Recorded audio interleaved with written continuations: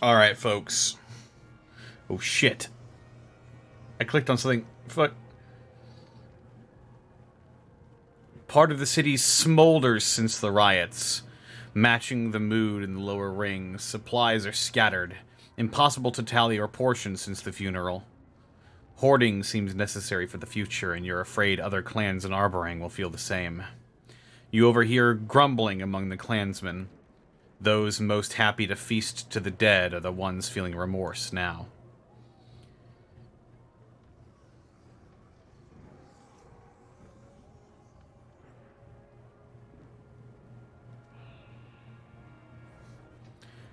If nothing else, we should set the precedent from here on out, Alea suggests. Combine and ration the remaining food tightly, send armed forces to pillage what they can from other clans, encourage everyone to fend for themselves.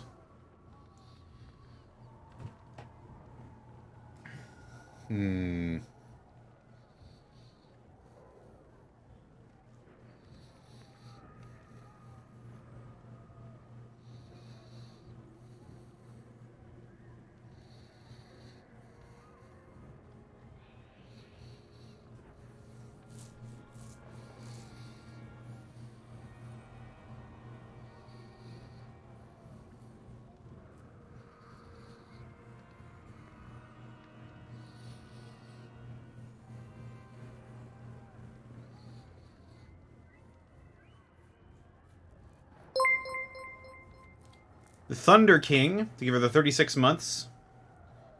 Has it been 3 years? Sure has.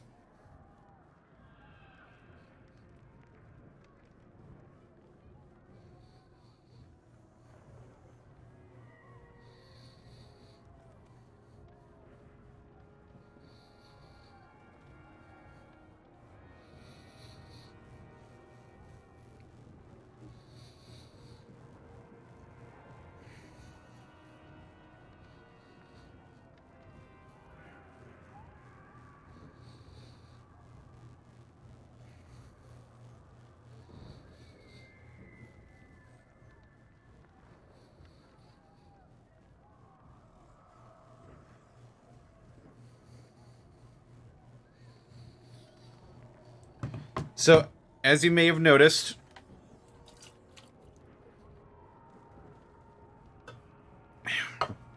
after much deliberation, I have decided that we are going to continue forward with this playthrough. Not going to reset and do anything different. I don't know what's going to happen. But I'm just gonna hold out and hope for the best. I'm gonna turn the game up a little bit.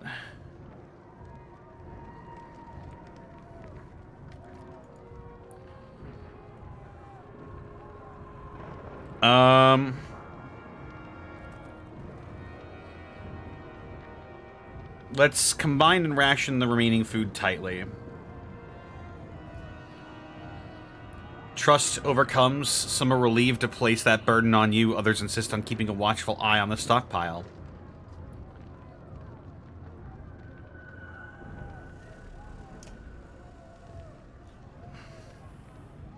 Ormhilder's Bangle.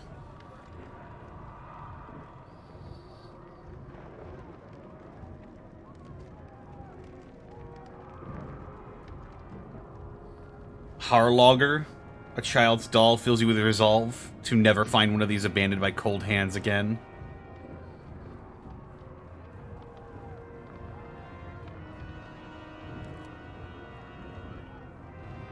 Pierced by a rusted nail, the figure feels wrong. Powerful, but wrong. Little Fang. A knife hides in the folds of cloaks and the hollows of sleeves, always thirsting and ready. Bonus strength damage when stationary.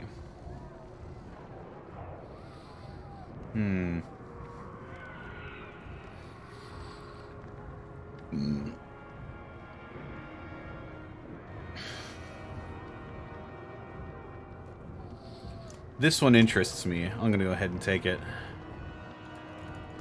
Oh, I can't I can't buy supplies. Alright. That's fair enough.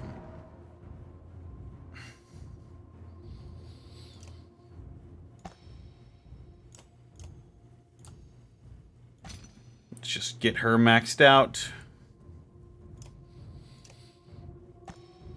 Get him maxed out.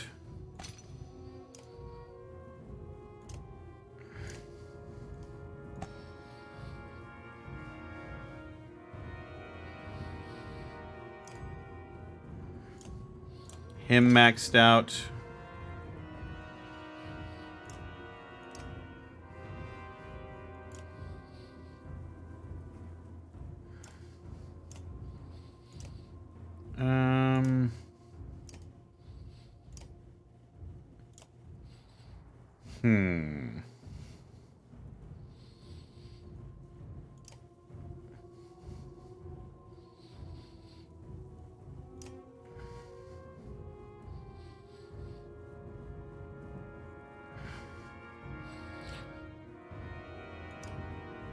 And I'll figure out what to do with the others a bit later. I want to hang on to a little bit of my renown. Okay. The Menders. Menders are spread out evenly along the walls, each overlapping the light created by the next. Guards watch with distant expressions and stand but watch between them. Around their feet are piles of warped dredge and men alike.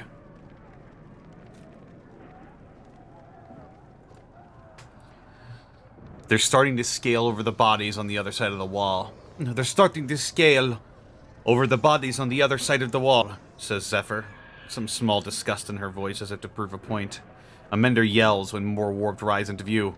Hurry! Beckons Zephyr. Oh.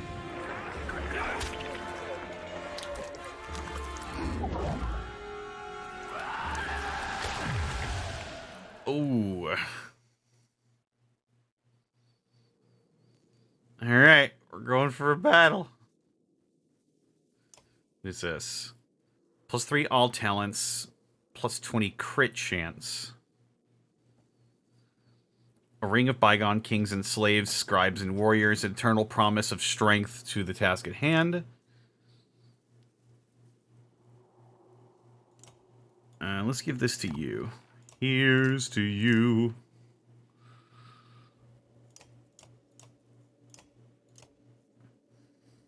Actually, we'll give this to you. Why not?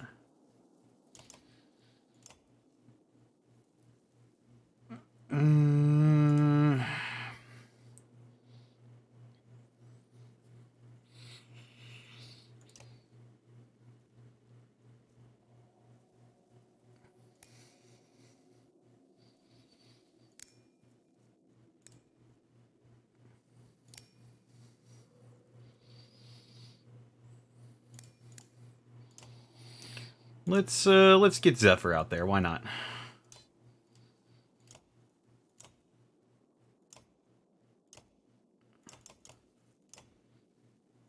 Obsidian ring.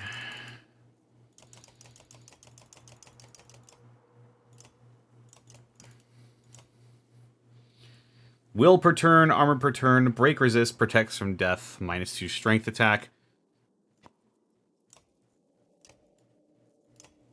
Oh, she's not. Yeah. Yeah, that makes sense.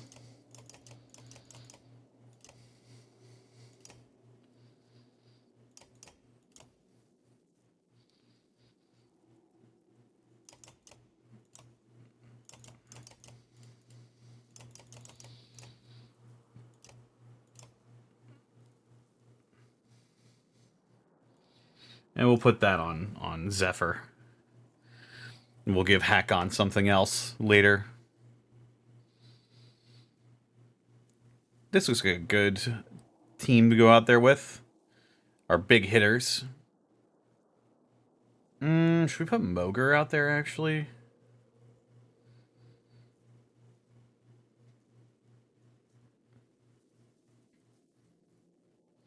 Nah, let's go with Ubin.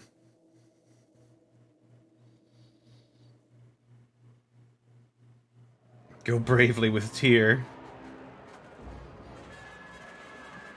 Keep the warp away from the Menders. Easier said than done.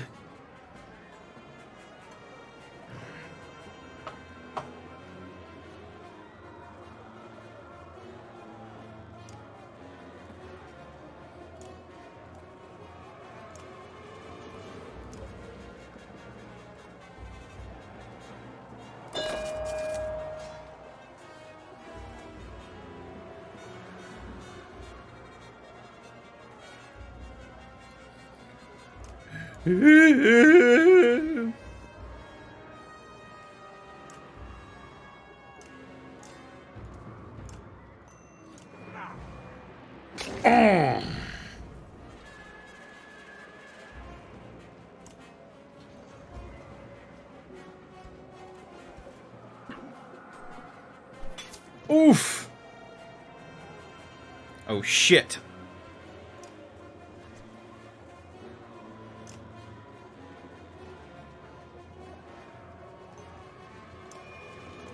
I'm on Overwatch.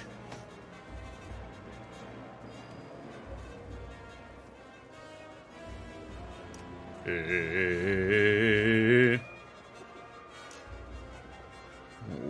man.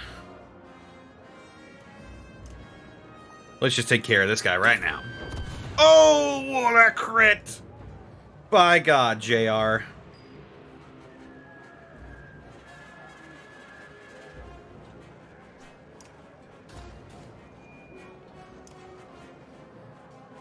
Kindle? Drumfire.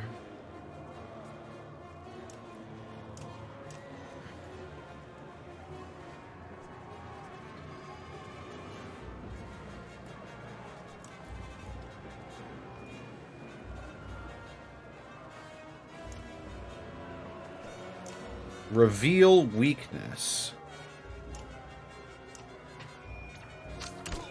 Oh!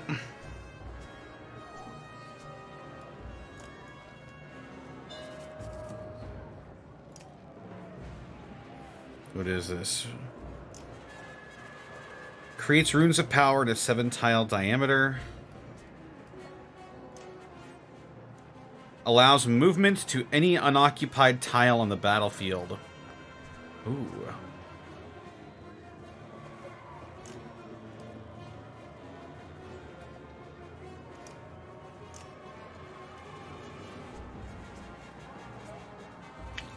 Oh, okay.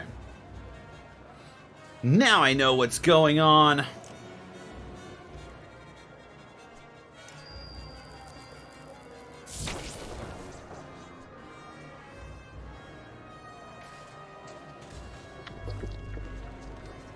Whoa!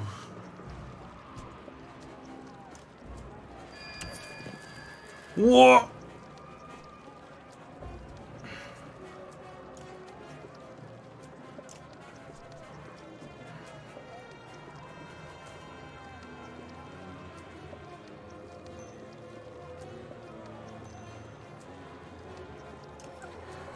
Oh yeah!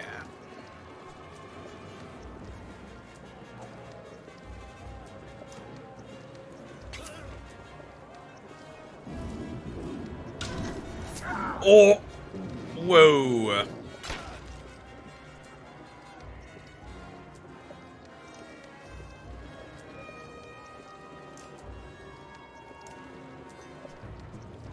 Kill!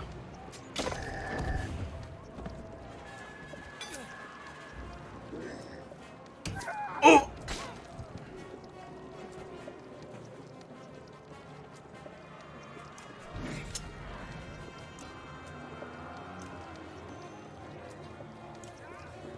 Kill!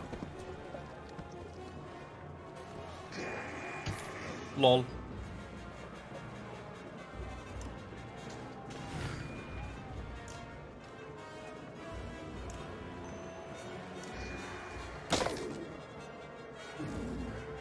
Ooh.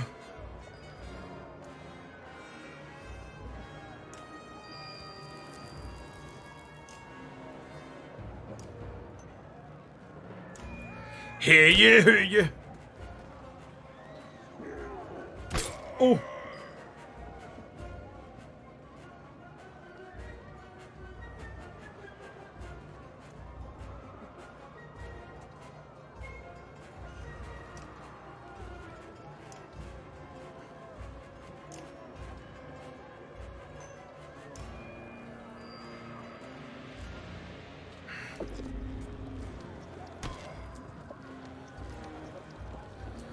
Oh, no you don't.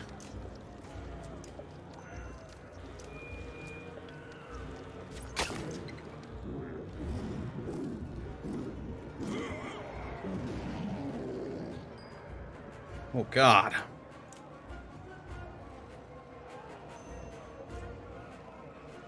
I must break you.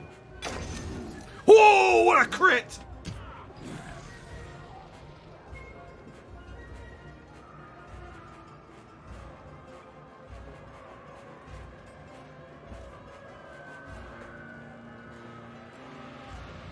Oh. I gotta survive a Ragnarok? It's going!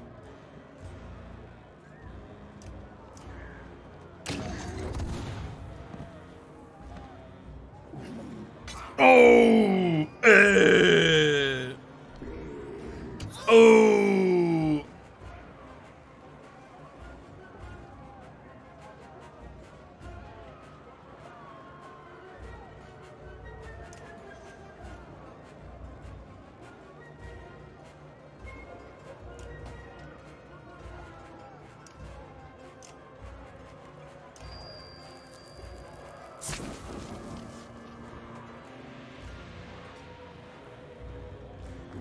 Wait, no.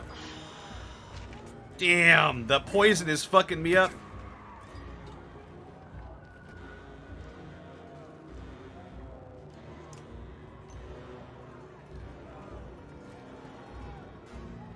What the fuck?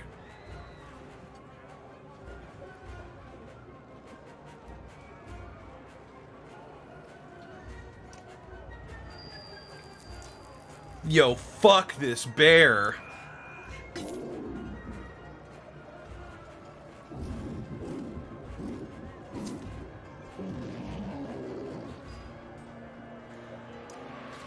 Yo, fuck this bear.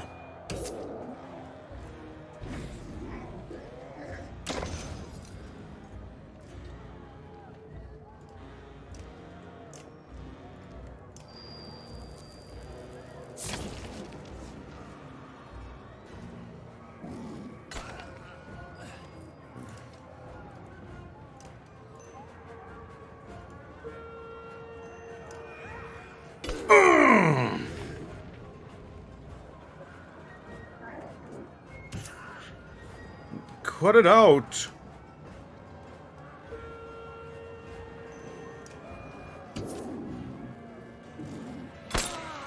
God.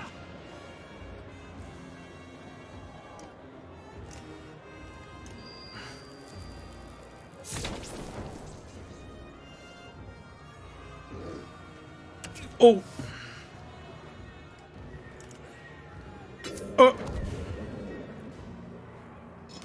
Pillage. Oh.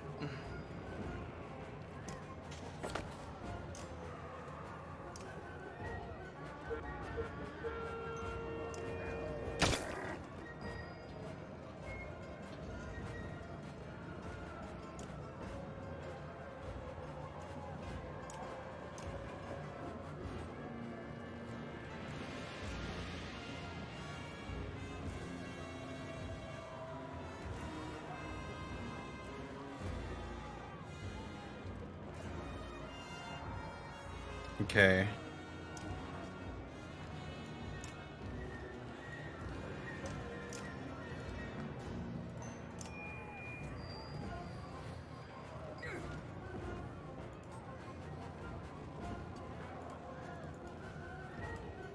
Oh, wait a minute.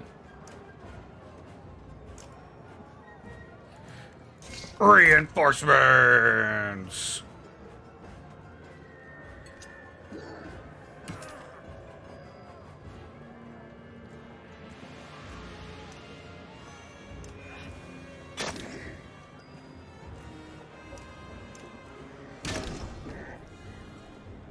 Oh shit! What? Oh no, it's waves! Oh fuck, it's waves! Oh no. Oh god.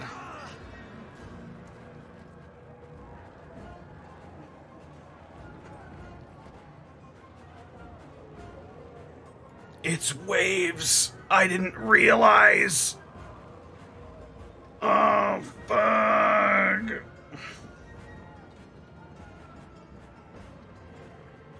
Are your down people just downed, or are they gone forever? They're downed until, otherwise proven.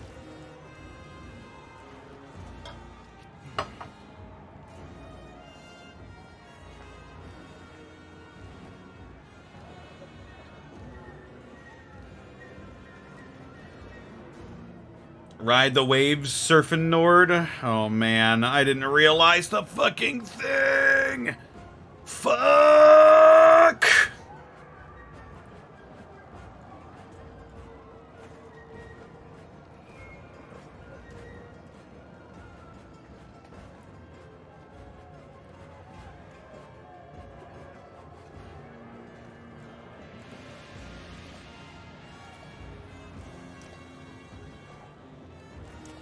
Time to make lemonade out of these lemons?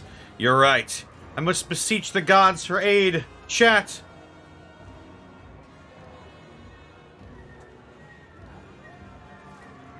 Chat, we must bless.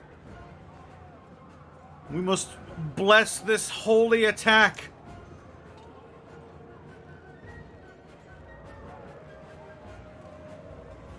You have to all type bless you. Lemon. Thank you, Matcha VT, for 5 months. Big Orb Go. You have to all type bless. Or bless you, or something else. In order to make this shot count. Are you ready? She's gonna fight him. She's gonna fight him. Here we go. Oh my god. She killed all of them. Isn't that insane? She's truly a master of the battlefield. Got him.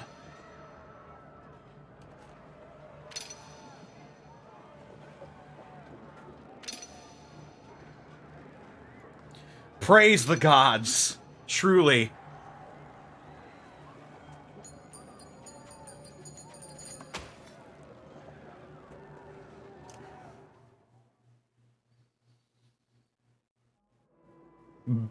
Big with tear. Indeed. Sometimes I have to wonder about humanity. We're barely holding the walls, and all the clans can manage to rob and kill each other. Captain, my menders need more protection on the walls. You have as many men as we can spare, Volka. The rest are in the streets. Arborang isn't worth saving if only killers and thieves remain. Even if my father were here, he'd have little control over the city now.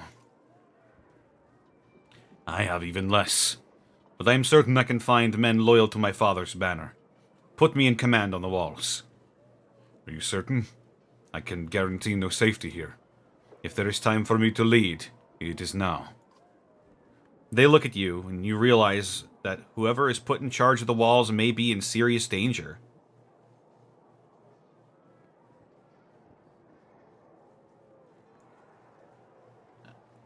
Well, Luden, it's time to earn your keep, buddy. I need Petrus for these fights. He's fucking immortal, pretty much.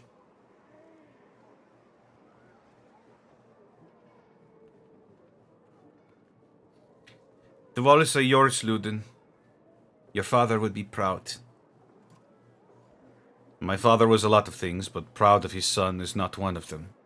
I'll send word to loyal men and keep the menders standing.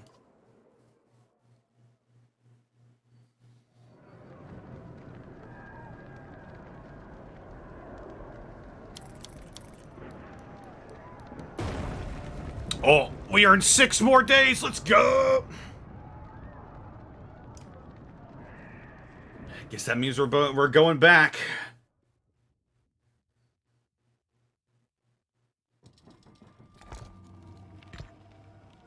Oh.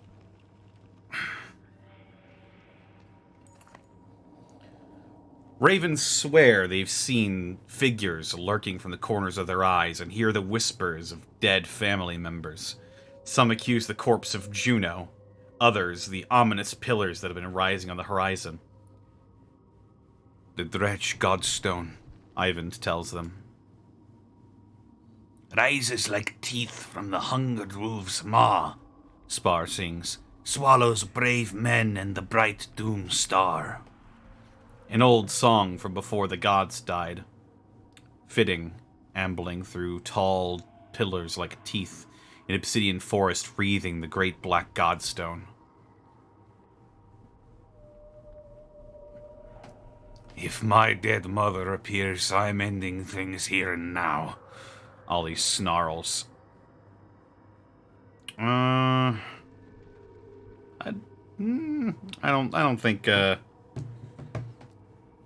don't think making fun of Ollie is the right call here. Let's ask Ivan if he can do anything to help. Ivan shakes his head slowly, and you notice his ragged appearance. But I can be certain no harm will come from it, he says loud enough for others to hear. Hey, morale improved. 5 days.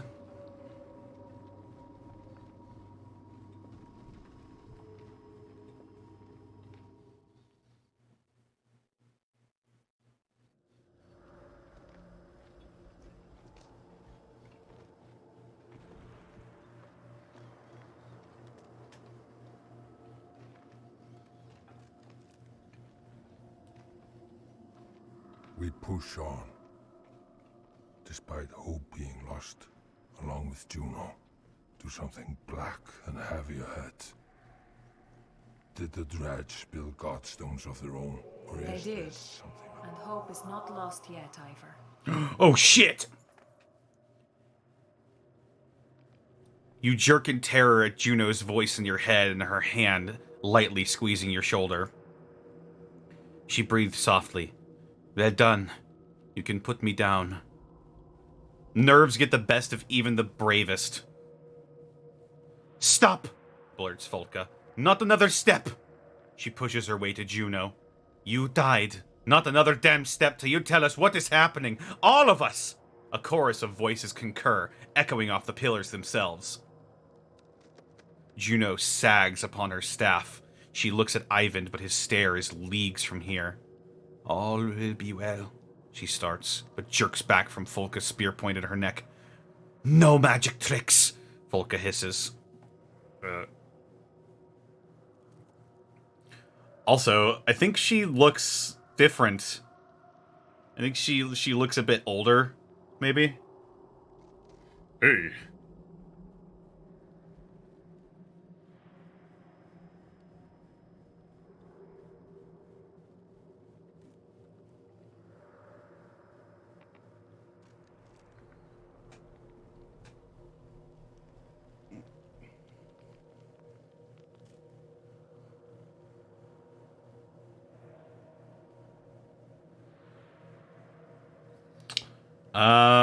I'm going to encourage Juno to answer the question. You're right, says Juno. It's time you all knew.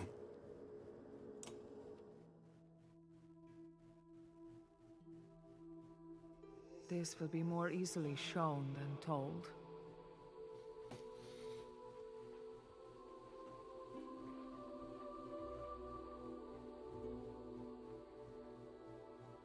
The Valka were the first to discover a world within our world.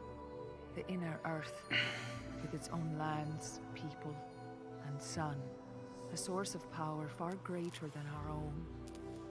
Ivan is the boss, the leader of the Valka, brilliant, born with a mind devouring itself.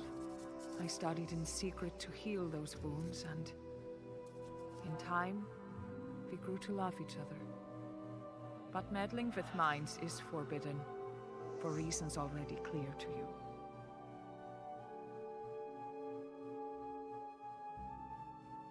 The council sentenced me to death. They agreed to spare Ivan the same fate if I went willingly. so I did. When Ivan discovered what had happened, he carried my body to the White Tower. In his grief, he drained the Black Sun of its energy, hoping to restore my life. The sun fell from the sky, ripping chasms through both worlds.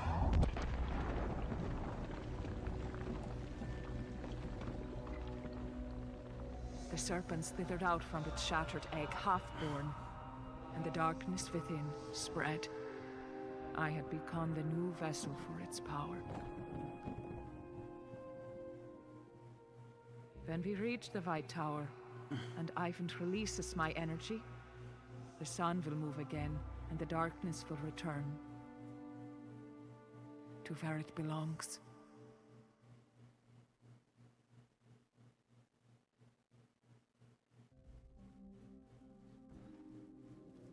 So she looks a little different, I think. I think her hair is more gray.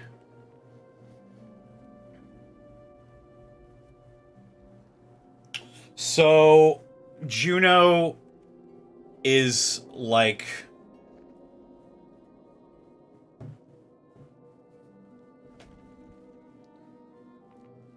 Juno is like charged with the energy from the Black Sun, which is the egg that the World Serpent was supposed to be born from.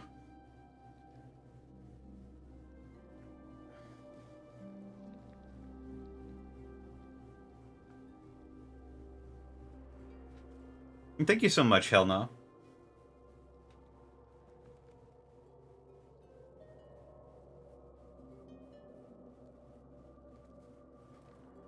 Also, Ivan was the leader of the Volca? Huh?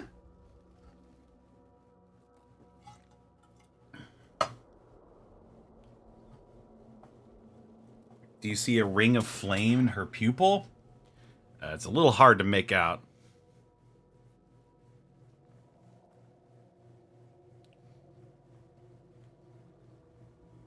As Juno releases her grip over the caravan, the images fade. Ivan carried me all the way back to Ridgehorn before he could go no further. That's where Hakon's warriors found us. They understandably believed I was dead and left me there. Ivan lived still, if only barely. By the time he awoke, the Varl had taken him most of the way to Einertoft. When I realized what had happened, I traveled by ship down the river to meet Ivan at Sigerholm, but the Serpent's chasms prevented this. I believe you know the rest. I'm certain you have many questions. I will answer them clearly. She waits patiently for your reply. Oh. Yes, of course, a Dark Souls joke.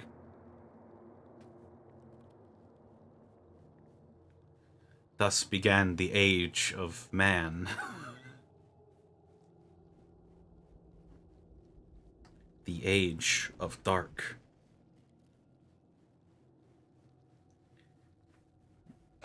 This goes all the way back to the time of the gods. This can become long and complicated, so I'll keep it simple. The Loom Mother first discovered weaving, and with it created this world and those living on it. The other beings in the tapestry, other gods, reacted in many different ways. Some wanted to learn weaving, and they took the creations she made and changed them, forming Varl and Horseborn.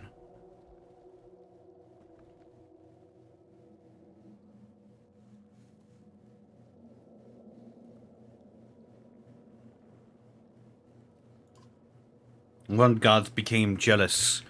He took mankind, reshaped them into dredge, and hid them within the world to grow and torment the other creations. When the Loom Mother learned of this, she became furious. As she had discovered creation, she had also unwittingly created death and accidentally killed the jealous god in anger. The other gods were terrified, they had never imagined not existing.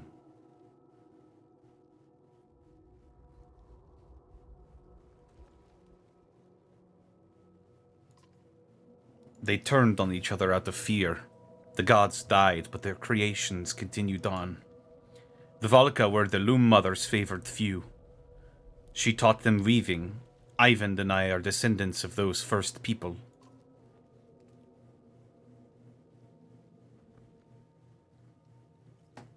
Also, there's that crazy ring again.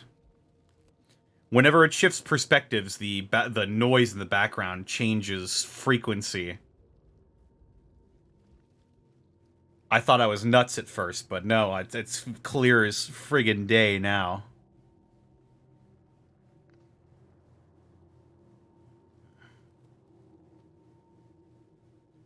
She's old as hell.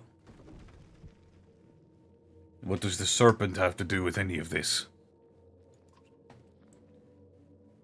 I'll admit, even I was uncertain until recently. But the easiest way to understand is to imagine an egg. The serpent's egg was made inside this inner earth, a black sun mirroring our own. A black hole sun, won't you come and wash away the pain?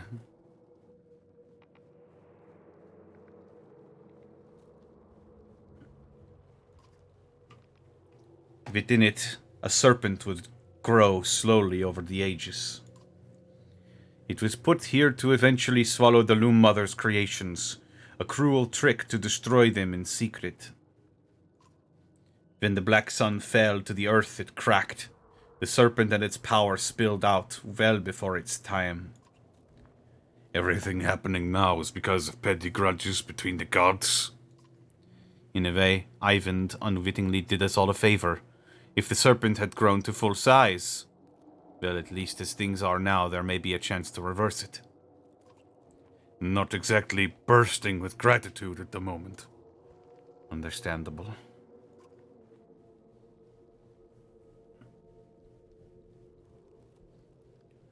She waits patiently for your reply. If the dredge were taught by the Volca, why are they attacking us? The Stone Singers believe we have betrayed them. Early on, we discovered that the Black Sun was a far greater source of power than our own.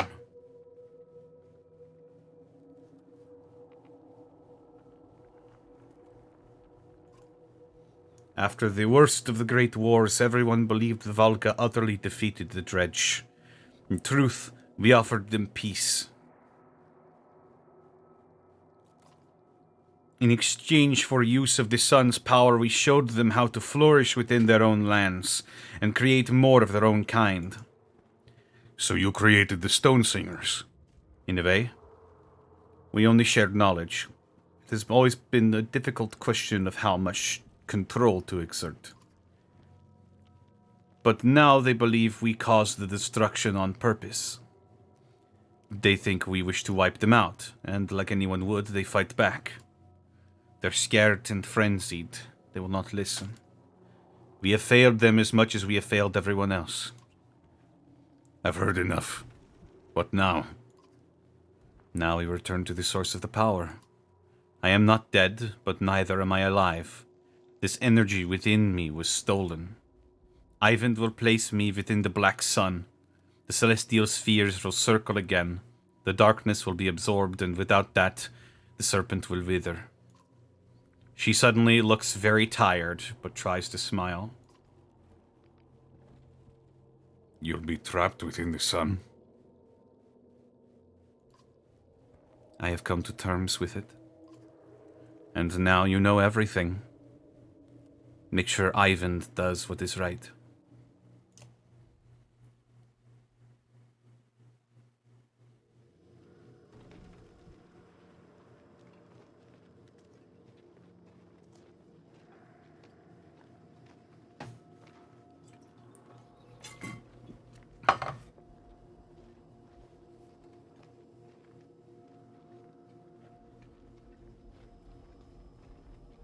Well, thank you so much.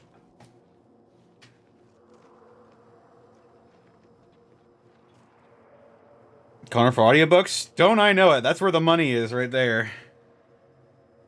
I wish I could book an audiobook, but fuck my throat, man. My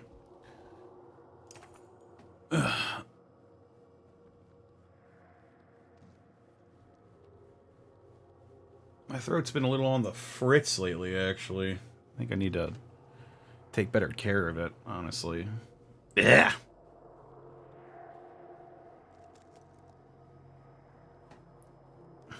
Get you some tea? Yeah.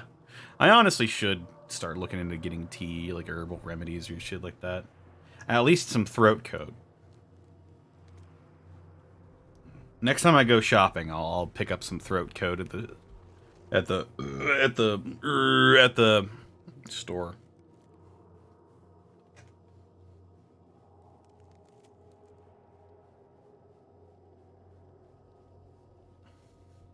Oh, speaking of tea and honey, there's a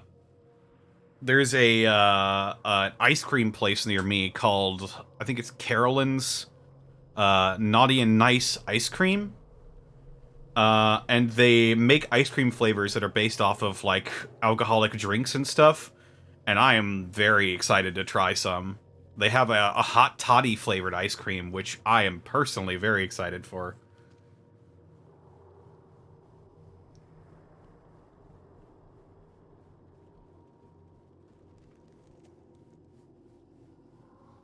I haven't had a hot toddy in a long time.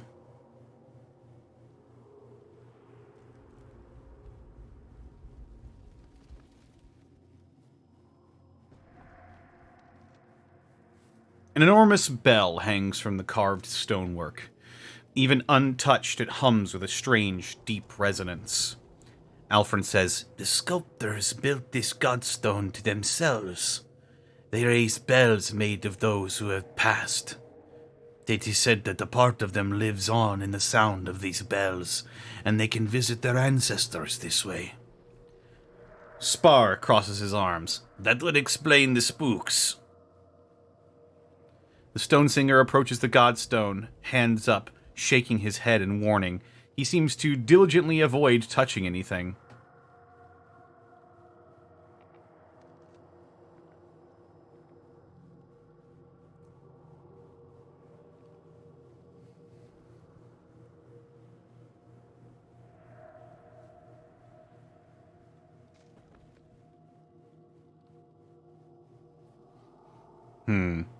At the godstone center, an enormous bell dwarfs the other, smaller chimes hanging throughout. The bell's handle calls to you on a primal level. "Are you thinking of ringing it or kissing it?" Spar asks. "I wouldn't do either."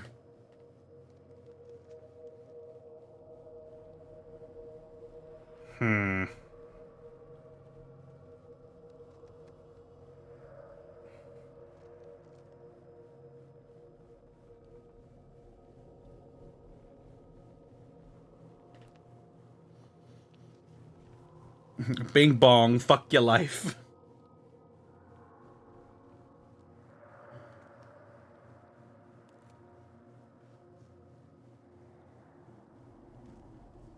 There's a spicy Mountain Dew hot lime flavor. That sounds disgusting.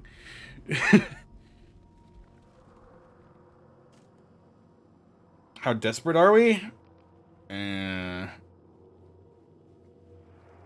A lot of my,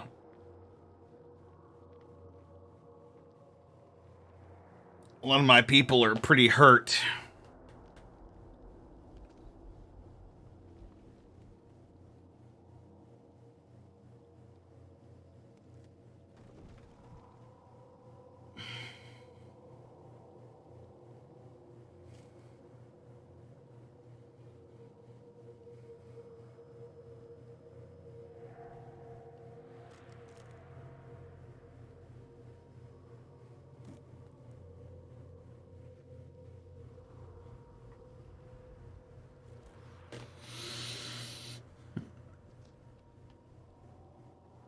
Messing with it could attract attention.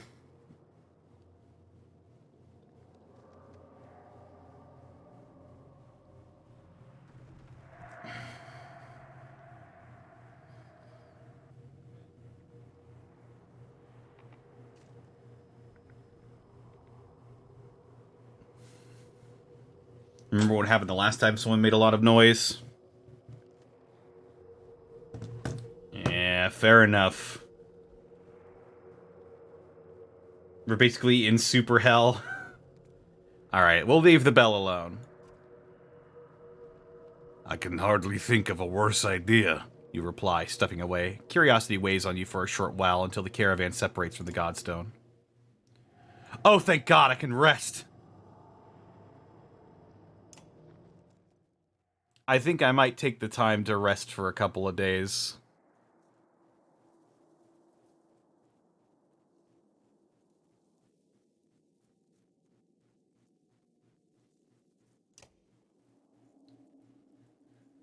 Fuck. Let's talk to Ollie. You find Ollie at the edge of the light, staring at the Godstone. Mind if I join you? Hard to find space around here. Just keep your voice down. That vicious, wrinkled fiefel won't share any of his drink, and my head hurts. In the distance, Spar takes a moment from lazily tuning his Langspiel to throw Ollie a wildly inappropriate gesture. Ran out of your own brew? Lost my flask when that whale thing shot to the frozen ocean. You hear the things coming out of my mouth? Sober is no way to live, Ivor. Ollie stares blankly into the distance. What's your drink of choice? What's yours? Yak's milk? Who cares? Never mind me. You know how some men can't handle their drink? I can't handle being dry. It makes my head hurt. That seems like a problem. Never has been before. Who would want to take in all this majesty clearly? I haven't been this sober since I was 13, locked up in a Borsgard cell. Ollie gets a faraway look in his eye. Rum's my poison, to answer your question. Oh, rum. I like rum.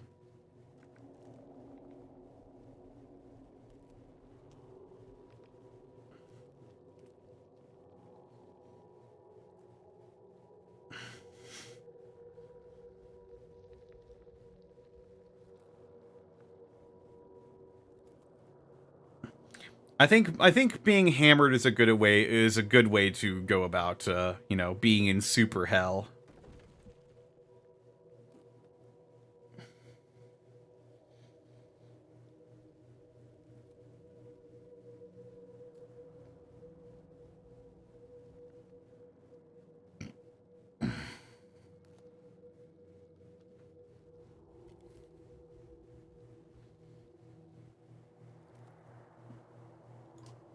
Believe it or not, I can't even throw these axes worth a damn, dry as I am. But get a few drinks in me and I see bright ribbons in the air. Wait, you see lines of light? Damn right, showing me exactly where the axes are going to go. Usually I keep that sort of thing to myself, but, yeah, what's the point? Ollie, I think you may be spellweaving. Oh, shit. Ollie's a mender? Uh-oh.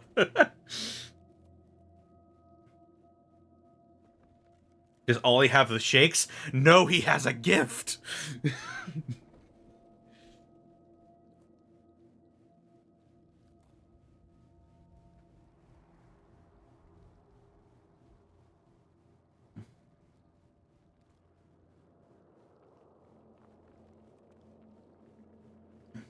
Ollie, I think you may be spellweaving.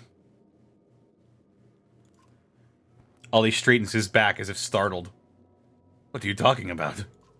Like the menders do. Weaving? Like this... Oh man, I have to be careful with this one.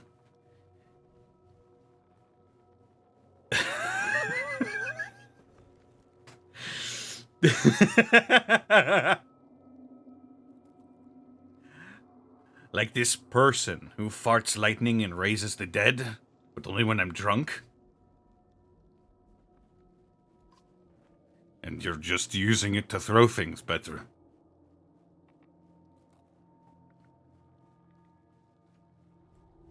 Yeah, I could probably guess how that was pronounced, but I don't want to risk it.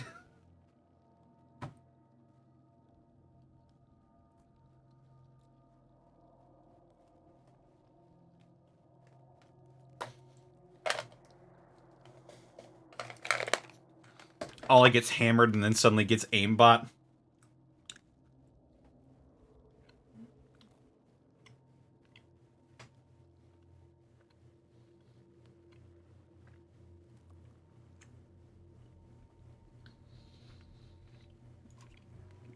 Ollie erupts into laughter loud enough to even make Spar frown.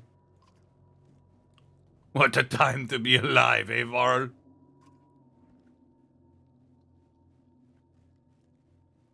I drink to that. Don't tease. You pass Ollie your meat horn, his hands shake as he gulps from it greedily.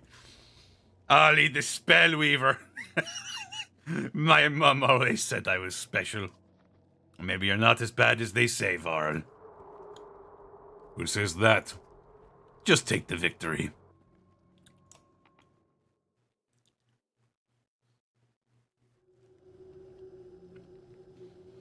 Resting. Resting.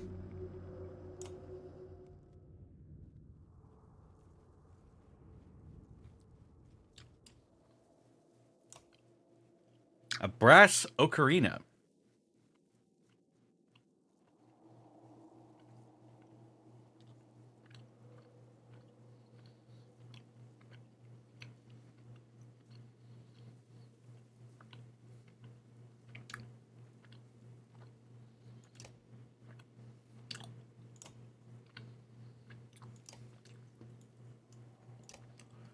Oh, what the? Has that been there the whole time? Am I just blind?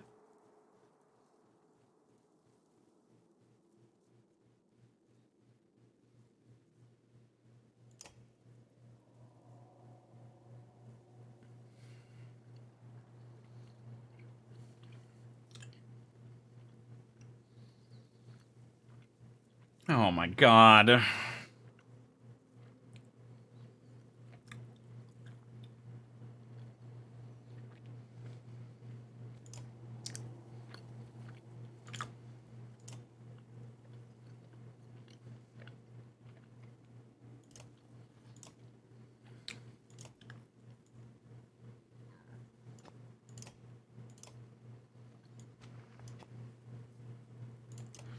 Oh, shit.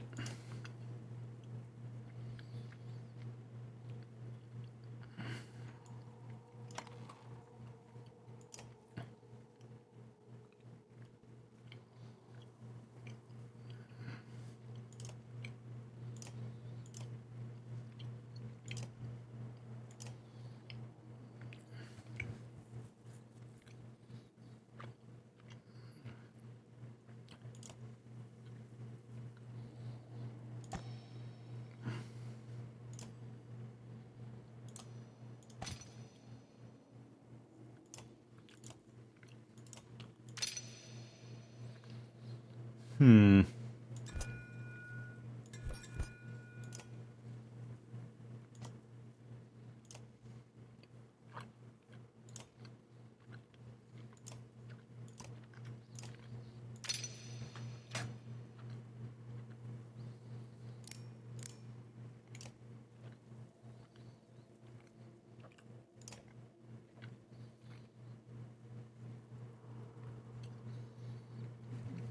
Who's the guy with the bandages on his face? That's apostate.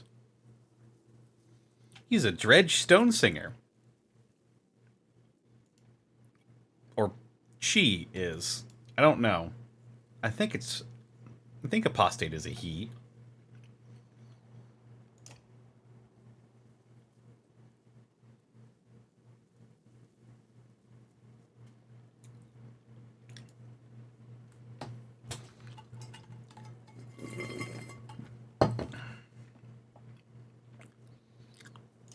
The game refers to apostate as it. So I'll just use they. We also have castaway.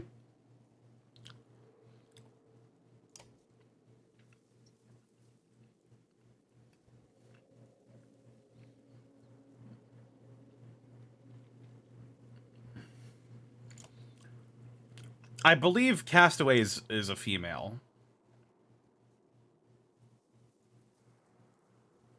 Yeah, castaway is described as female. Apostate is described as it. Yeah, so I'll just use they. What is gender to a rock? I mean, there are clear males and females among the dredge, and they can reproduce.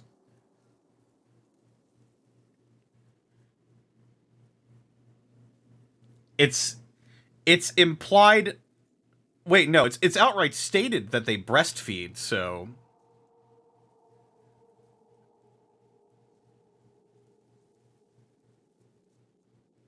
What is your gender? I am a rock. Yeah, but what is in your pants? Granite.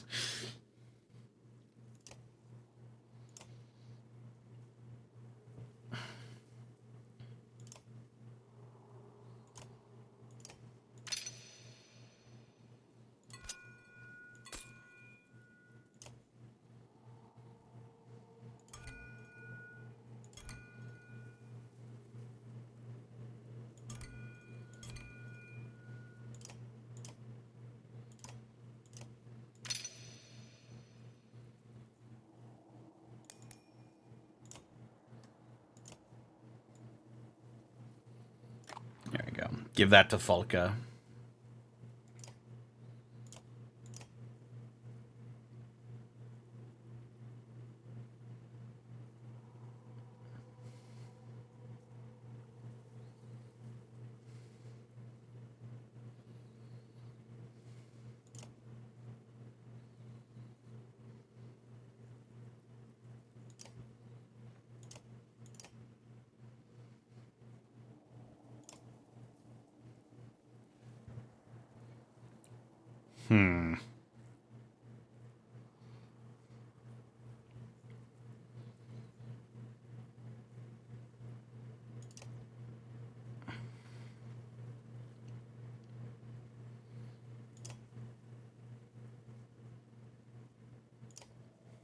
Yeah, I'll save the rest for right now.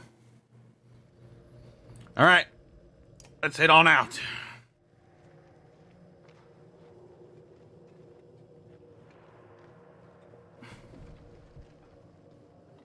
Apostate is friend-shaped.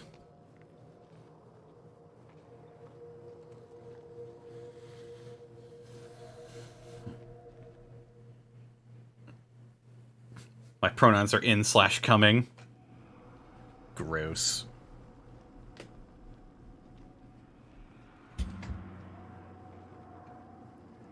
If you fuck with us, I'll make your pronouns was/were.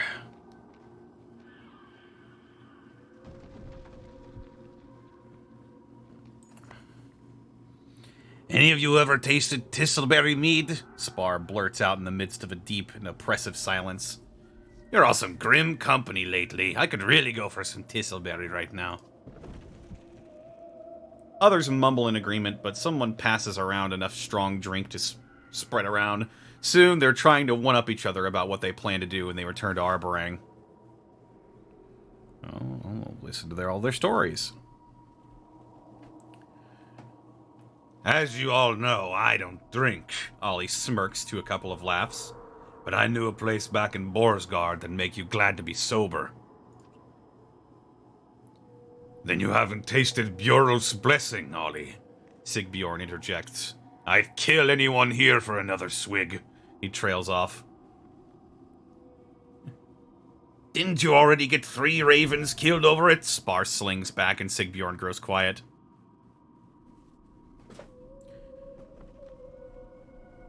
What about you, Folka? Ditch asks. Me? She thinks for a moment. I want to go to that place Ollie was talking about. More laughter. Bunch of animals. Vulgard sighs. I'm going to put Strand back together and see who finds their way back. I had a home there. Friends. He gives Ollie a stern look. Eric chimes in. A home in Strand would be fine. My family. I still hope they survived somehow. I can't be the only one here with a family. Someone mentions they saw Ditch with a goat, and he tries to laugh along with the others. I have a brother in Arborang, says Mogan. My twin. Didn't have a chance to leave things right. Now I'm regretting it. The ravens toast to regret. Noticing his stoic silence, Spar points at Krumer and starts shouting random guesses. I know what mighty Krumer needs. A feast, a long ship, a throne made out of fallen foes. Krumer snorts at that last one. No, but if you wrote a song about it, I wouldn't correct you. You don't think the dredge traveling with you understand what's being said, and that's probably for the best. Ditch manages to slip in an opinion between the body chapter. I always wanted to. He quickly gets drowned out by the others and slowly mumbles to a stop. Give me a pile of coin when this is all over, big enough to sleep on, Percy says. Been working for others my whole life and it's wearing thin. Think I've earned some easy living. Several ravens toast to this. Ivan musters the courage to speak up. When this is done, I'll... Keep my fine mouth shut! Ollie hollers over to him and the others roar with glee. Ivan's smile vanishes, but even trying to relate may have brought him some goodwill.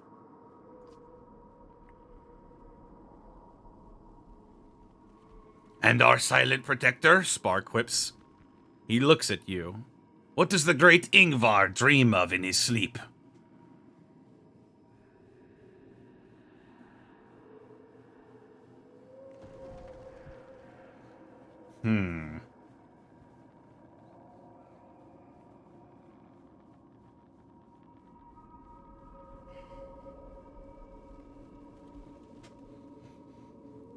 Waking up. Aye, true enough, Spar replies. On that somber note, the caravan continues on, the tower growing even closer.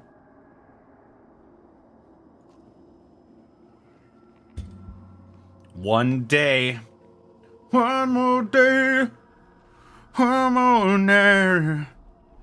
Why is it warmer right here?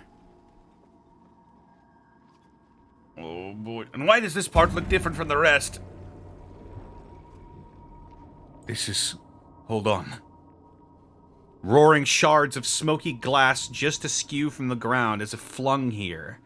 At first it looks more like of that inner earth strangeness until you realize these are splinters of the black sun. Images reflect off the mirrored surfaces, creating an illusory army of ravens as you walk through. Great, says Folka. And I didn't think I could hate this place more. Now there's 6 of Ditch. The nauseating, sweaty warmth still radiating from the fragments has everyone eager to pass through. Except Ivan. He stopped at once, with his hand pressed against the glassy surface, looking at his own reflection.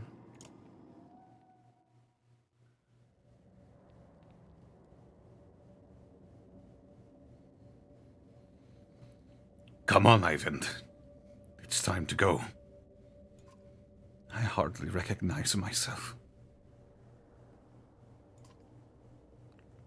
Could be worse.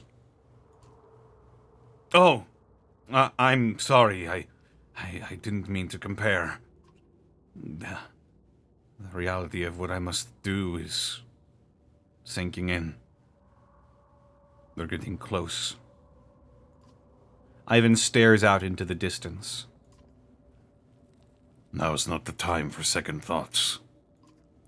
It was always such a long way off. There was more time.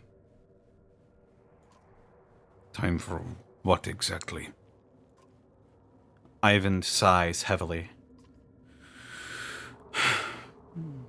Juno revealed it already, but there is something you may not have fully grasped.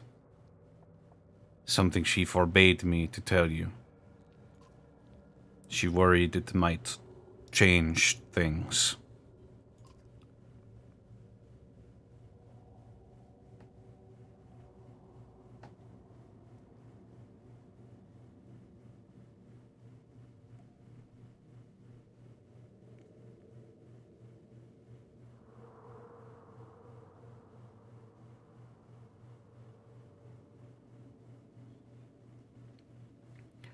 No more secrets. The only way the Black Sun will return to the sky is for Juno to seal the darkness within. So she has to stay there, trapped, for eternity.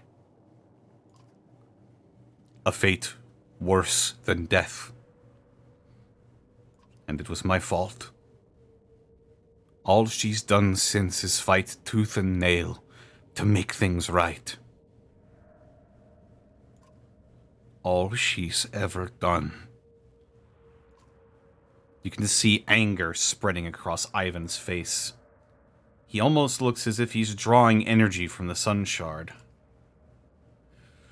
What if there's another way?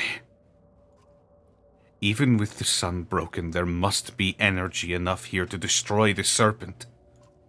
It might be enough.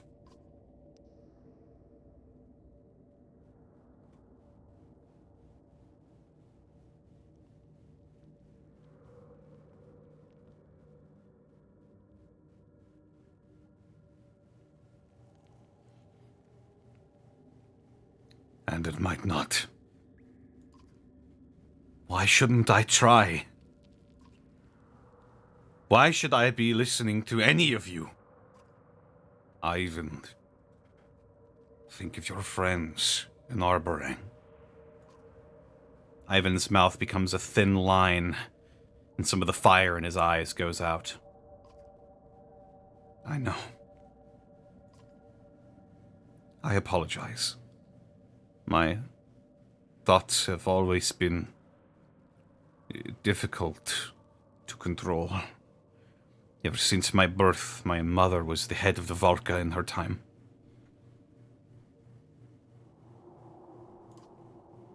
When she had the boy... excuse me.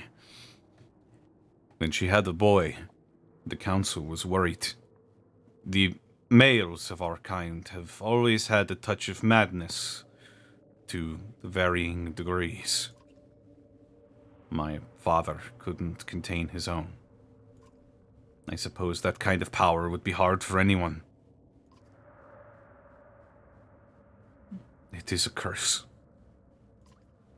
I am only alive at all thanks to Juno, and she has kept this power within me from spilling out. When she spoke to me in a dream at Einertoft, I wasn't even sure it was real.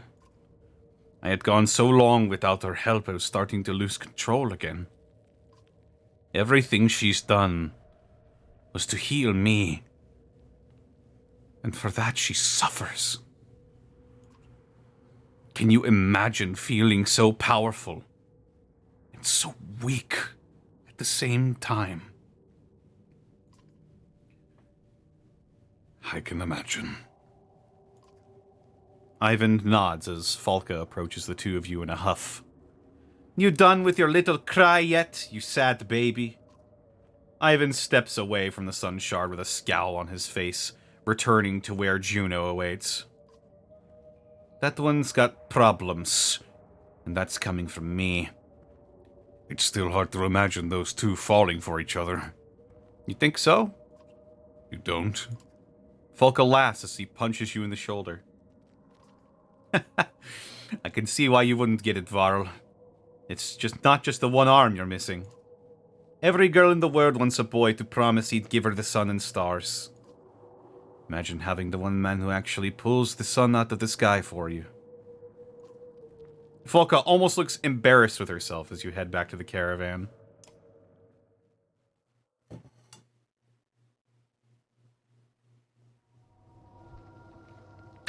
When I was a boy, I burped a lot.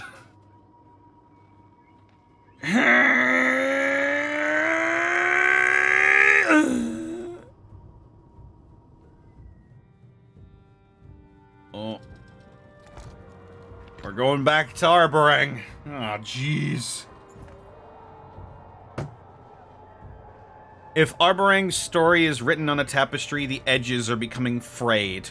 The menders are dying. A few to the warped, a couple to stray arrows and mad revolters, one to exhaustion. Zephyr pulls them back to the next set of walls. The noose tightens. Not everybody survived the scramble to safer ground. You can see the lurching bodies of the fallen just beyond the black veil. Gone, but not dead. Holy fuck.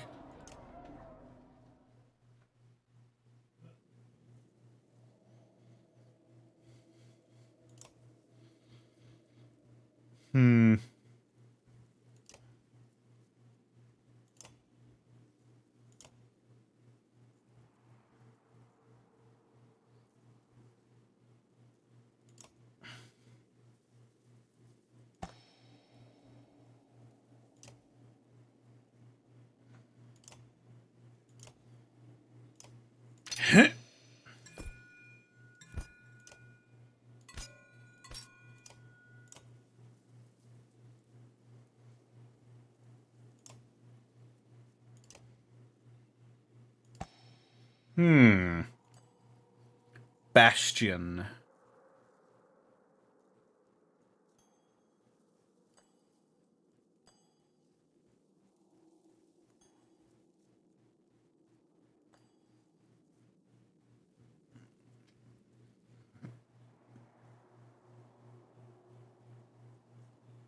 Do we have the mountain yet?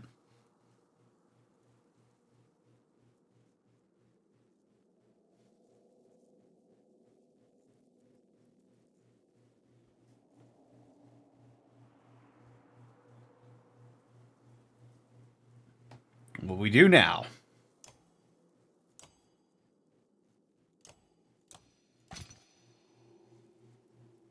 Oh shit.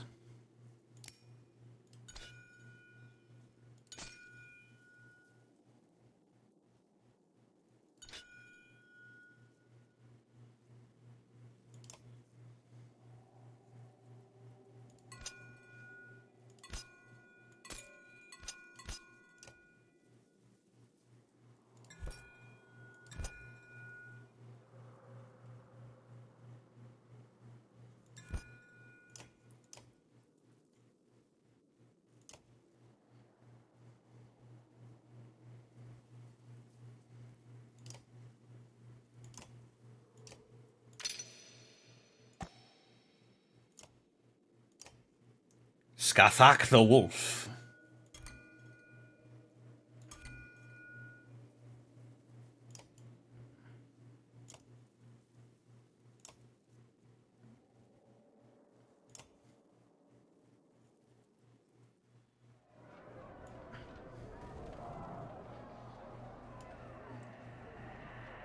Let's see. The commons. A livid crowd of horseborn confront each other. You recognize Canary and Durdriu.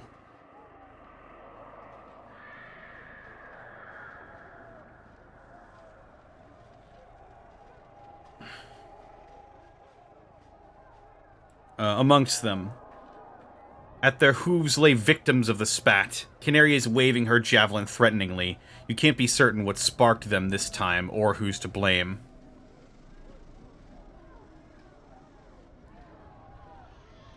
Yeah, jeez.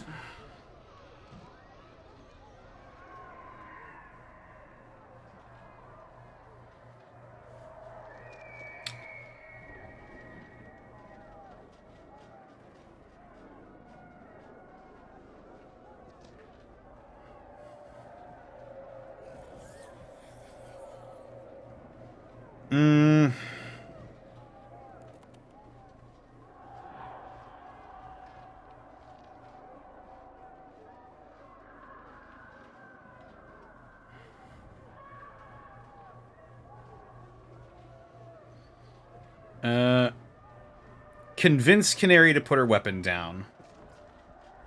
Canary seems confused at first, as if expecting you to take up arms with her. She hurls her javelin into the ground in protest. You pull the crowd apart until the only thing still being thrown is insults in the wind. You never do find out what happened, but such luxuries seem less and less within reach. That's good.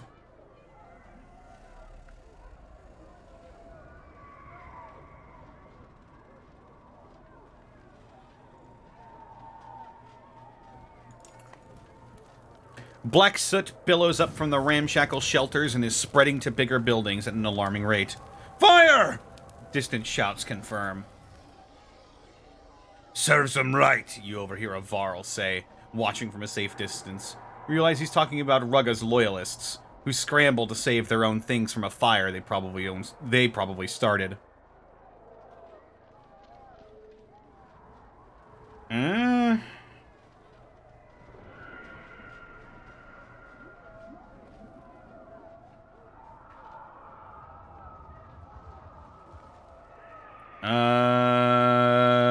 Guess we'll rally able bodies to help put it out.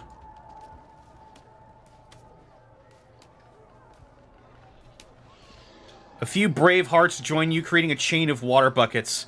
It's water you doubt you can afford to lose, and worse, you don't seem to be making much progress. The fire continues to spread.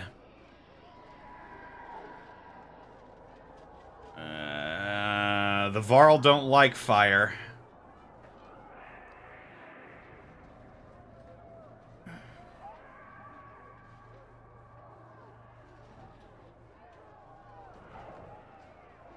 I don't have time for this. I'm gonna cut my losses. This is beyond your control, and you're starting to learn how to live with that. Even Rugga's men give up and cut their losses. Flammable debris is dragged out of the fire's path, and eventually it burns itself out, but not before taking whole streets with it.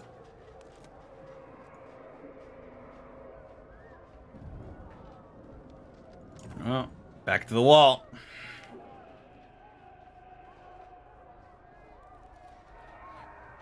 Come quick, says a bloodied guard. He leads you up to the wall with the menders. Worse for wear, the warp pouring out of all the darkness are still mostly dredged, but now you recognize more and more of them as Arborang's clansmen turned into nightmare creatures. Veris! You begin noticing a pile of dead guards and a panicked mender holding his light against the approaching warped. Here! Shouts Ludin on the other side of the mender as he approached with armed men. Haven't lost any menders yet. We've been fighting them off all the way down the walls, but they're coming a lot faster now. He stabs through a lunging warped. And here's more! He shouts. Now this is hell on earth, is what this is. Ubin, what are you armed with? Scrivaner.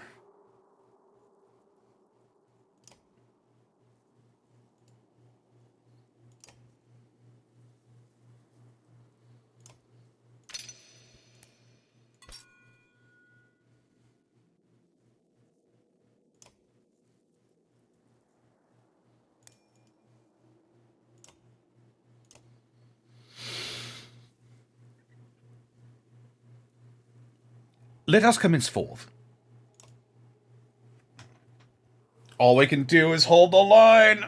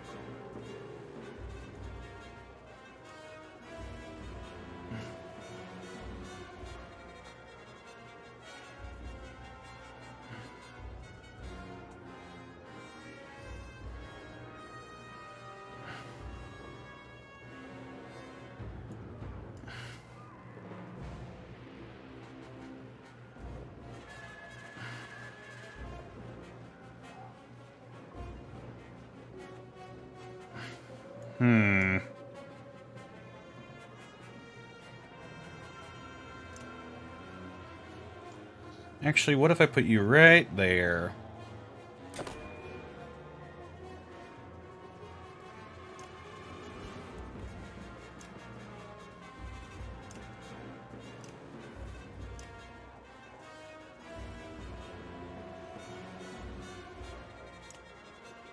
Yeah!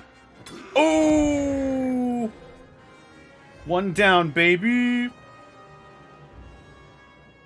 And I'm gonna stay right here. Get that delicious bonus. Ah!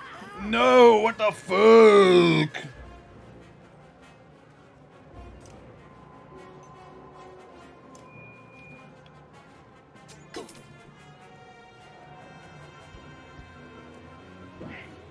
Don't do it!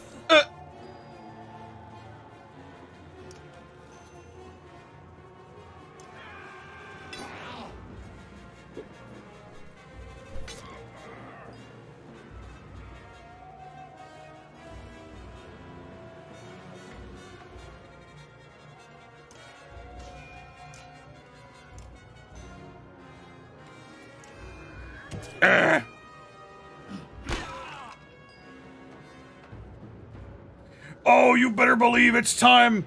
It's time to spin to win, brother!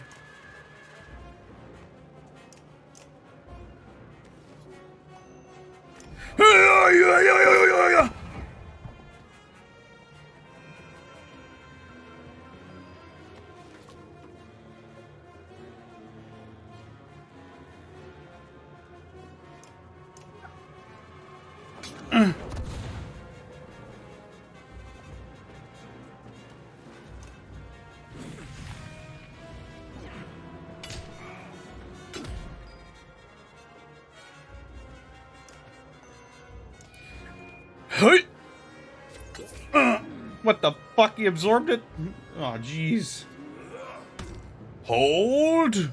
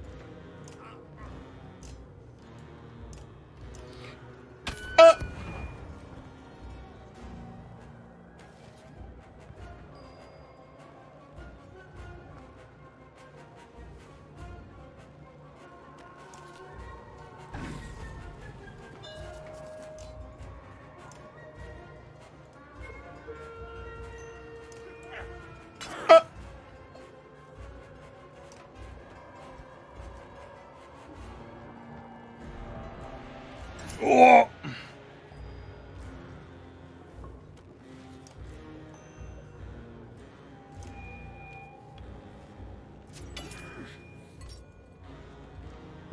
18.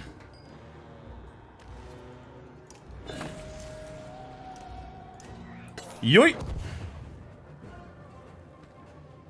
Oh, I should really move Alette closer, actually.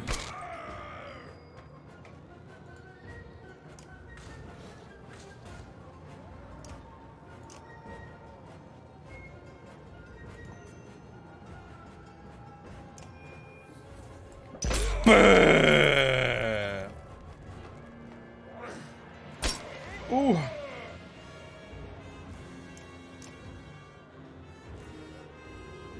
Hey, hey, hey, hey.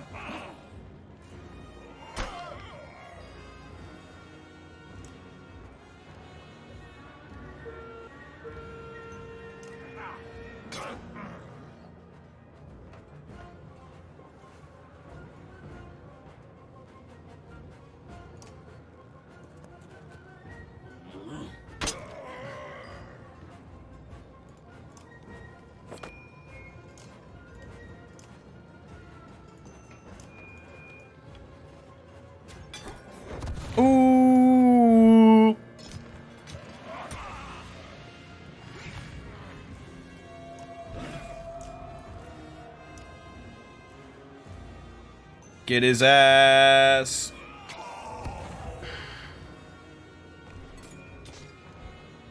Respite.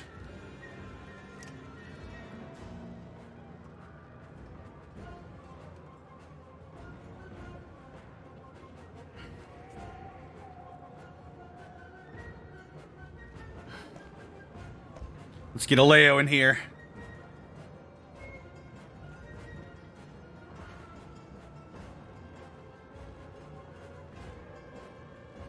Who's looking? Oh, yeah.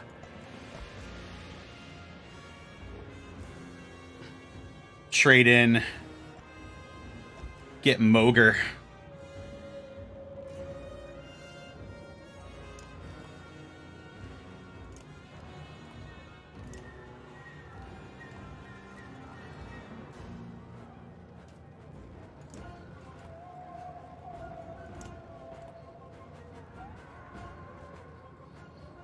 Everybody else is doing fine as far as I'm concerned.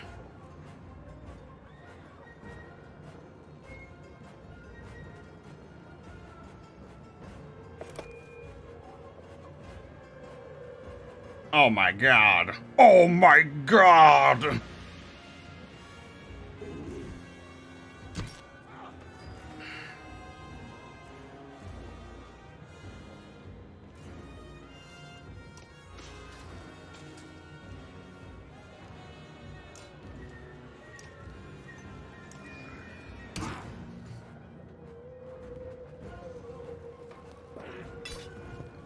Ow, what the fuck?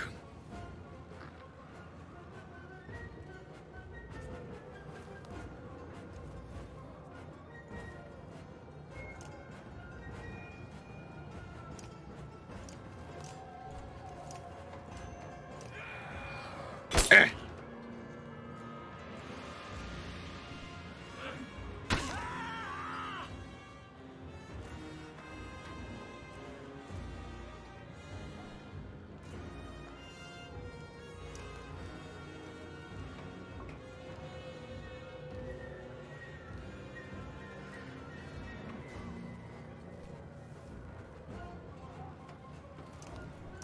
Hmm.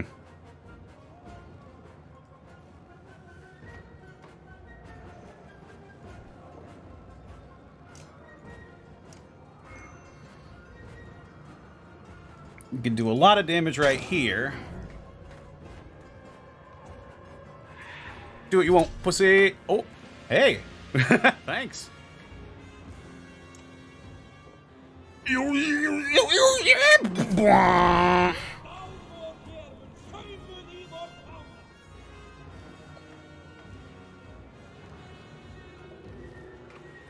I'm staying right here. Give Alette some cover. Ooh!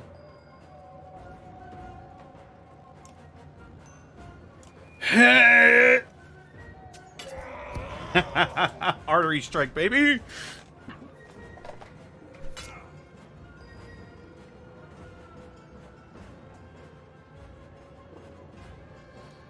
Whoa, whoa, whoa. What the fuck is all this?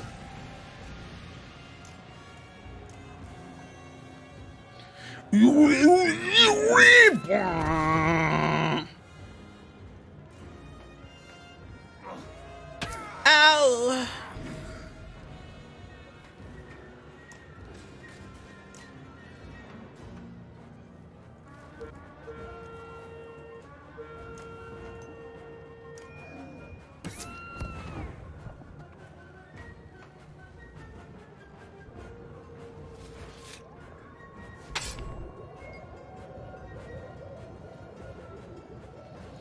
Oh, no, you don't.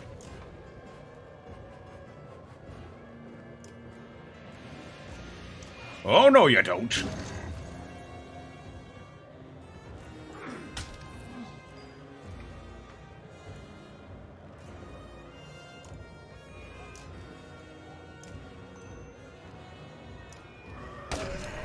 I got a beret?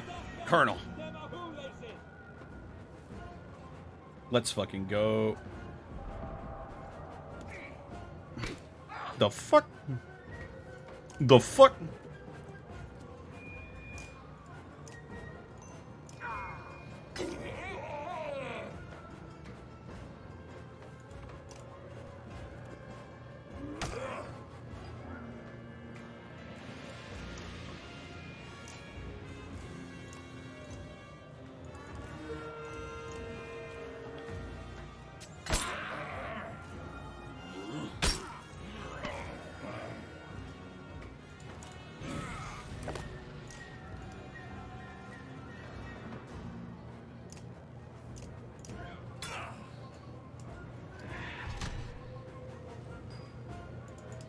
This dude's just not getting the memo right now.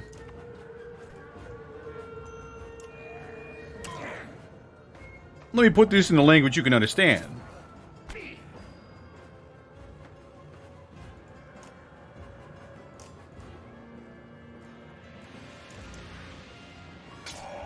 Oh!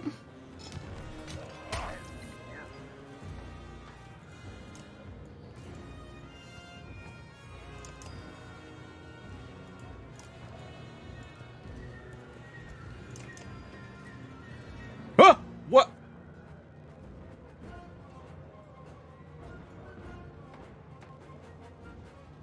What the hell was that?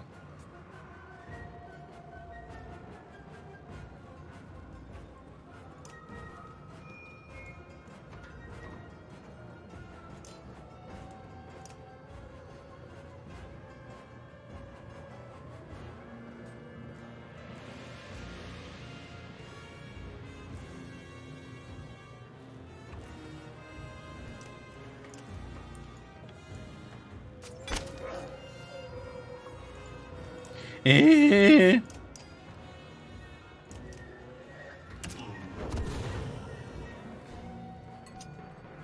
I did it!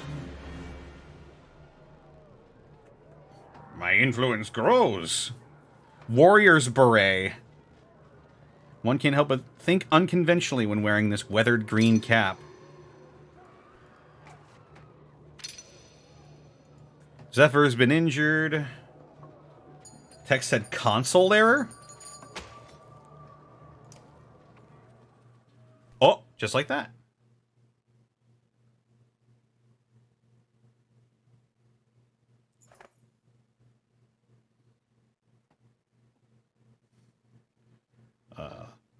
That's not a good sign.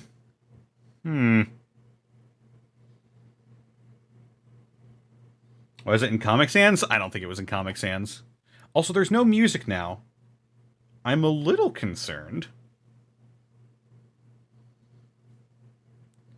The warped monsters beyond the light are becoming increasingly more aggressive. Despite the victory, the writing is on the wall. We bought some time, Zephyr says, but this is not sustainable. We're going to have to fall back before long. 2 days. Oh, God.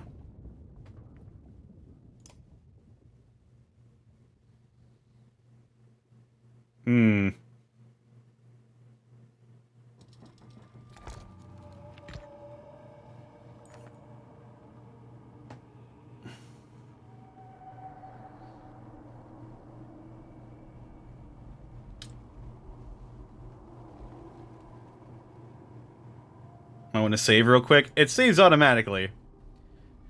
I'm just going to say it, Spar grouses. I'm starving, and I don't mean that as an expression. I'm so hungry I might die. The caravan is getting precariously low on food, and nobody cares to drink the water that pools in the dark crevices. You're feeling it yourself. The Stone Singer seems to understand, though you've never seen them eat anything before. Scraping a hard, bell-shaped object from the cliff walls and handing it to you with a motion like opening a book. Huh. I thought that was just more craggy rock, says Spar, talking to the thing. It has a hard obsidian shell, but once cracked open, a strikingly bright pink plant resides within, squishy to the touch. It looks like a mushroom. It doesn't smell strange or display some of the warped weirdness.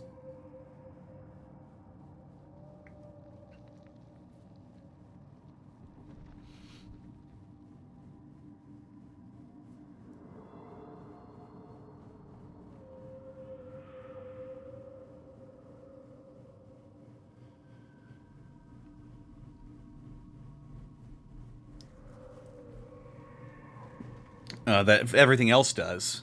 There seems to be quite a few more still clinging onto that cliffside. So, who's gonna try it first? Spar wonders aloud.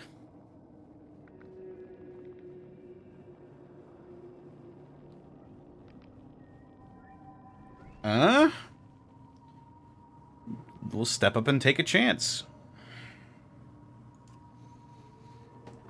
It tastes like a mushroom, but slightly sweet. A couple minutes later, you're actually feeling stronger, a bit more energized. The others cautiously gather handfuls and eat as much as they dare. You swear the caravan moves a little faster than before.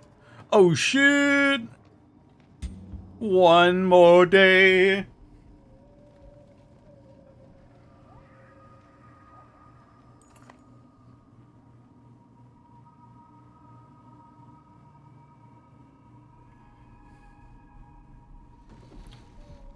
Keep a friend company? Alfred beckons during a short rest, patting a lonely rock at the caravan's edge. Innocent enough, but you see ulterior motives in her face, brighter than the white tower in the distance. Okay. You have something on your mind. You, Ivor. It's funny. I should hate you. Many sculptors are my friends, and you are who they chill their children to fear. But I don't hate you. The more about you I know, the more I like you. Is that really what you wanted to talk about? Straight to the point. Ivan and Juno. They trust you, don't they? But I wonder if they have earned your trust.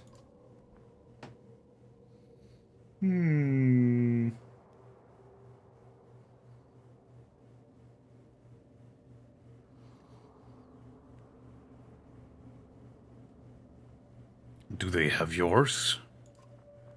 Of course not. Now, Juno, she may be weaving little truths, but step back, look at the whole tapestry. They wield terrible power. Perhaps you've noticed. It's exactly why they made the Order of Menders. Ah, look over here. We're only healing the sick, building houses. Pay no mind to the madmen on ivory towers, turning the world inside out.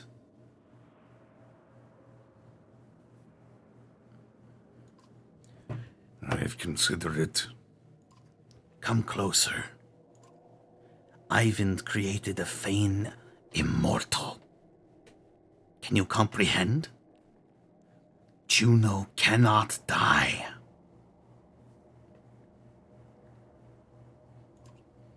But that wasn't their goal, was it? What is immortality without power? Misery. No, I think they're trying to make a god. To make themselves gods. Don't tell me you believe they've come so far just to undo it all.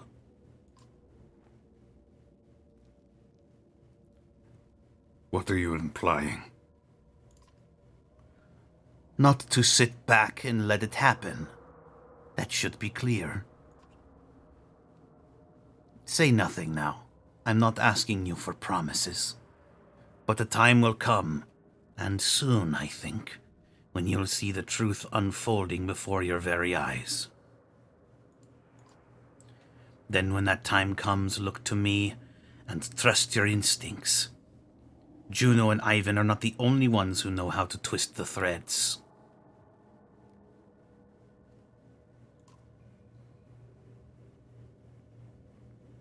I will make certain what they claim to be doing is what is done. I've got to live here too, you know. Why is the skin melting off her arms? Who knows? I don't.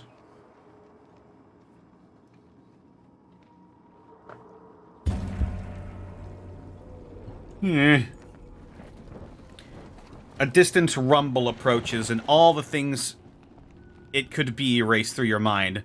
Someone shouts, "Earthquake!" as the ground bucks beneath your feet. Violent shaking peels rock sheets off nearby cliffs. They crash around you in great, billowing clouds of dust. "Is everyone all right?" you shout in the aftermath. Knew I recognized you from somewhere. Valgard shouts. He's swinging at Ollie with clenched fists. "This bastard tried to push me into the falling rocks."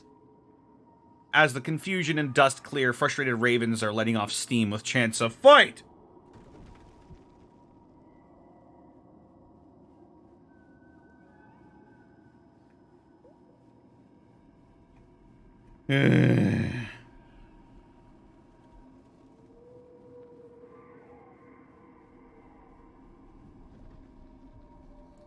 What is this about? I don't care what's going on here, but it stops now.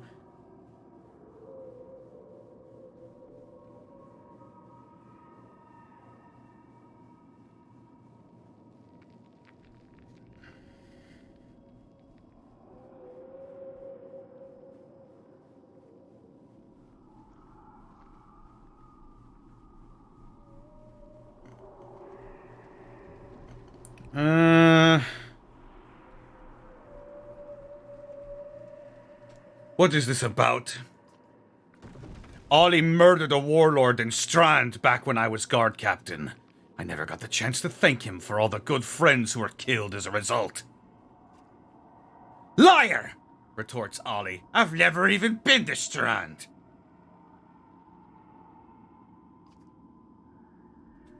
You're both lying, Juno interjects in a dark mood.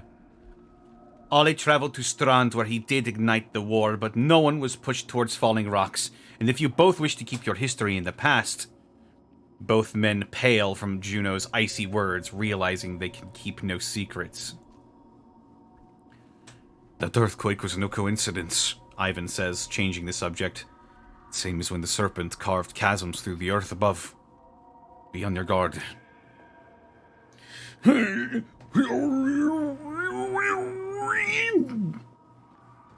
Oh man.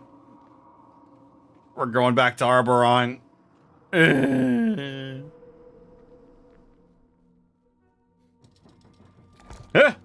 There's that bloody console error again. Oh god, everything is swallowed up now.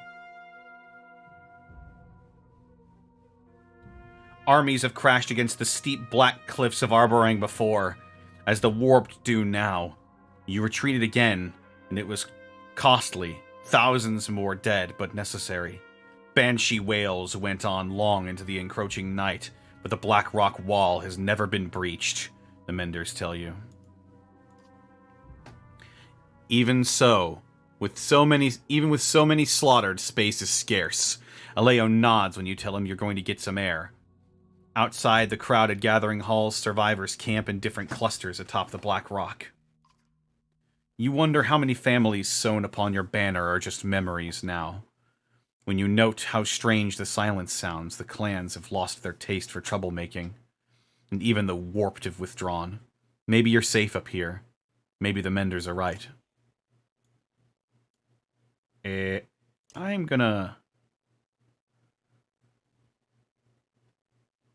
gonna really quick just, yeah, see what that's all about.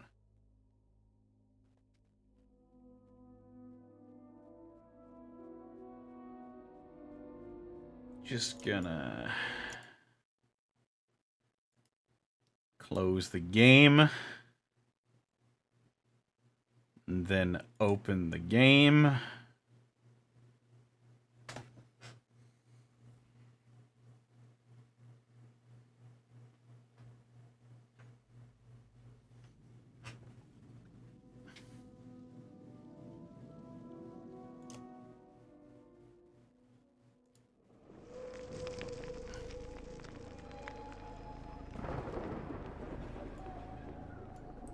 Okay. It seems to have fixed a couple things.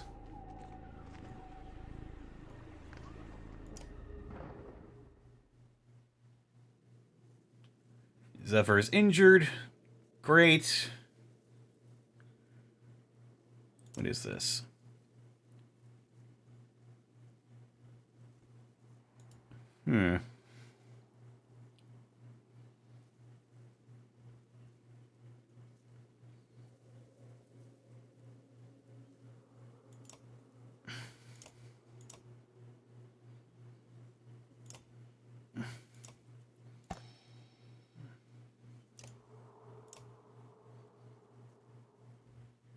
The art for this game is beautiful. Yeah, it is. I'm going to be right back. Because I gotta go pee and get myself some fucking water. Ooh.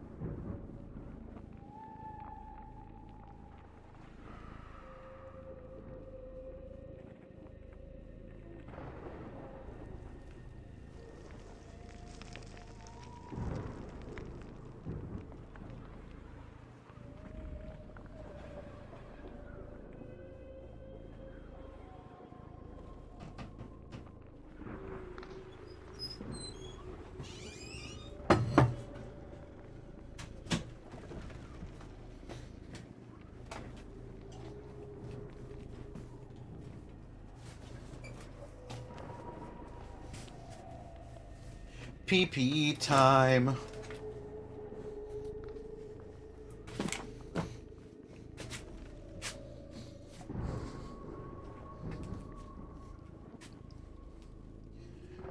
PP time. Gonna raise my standing desk.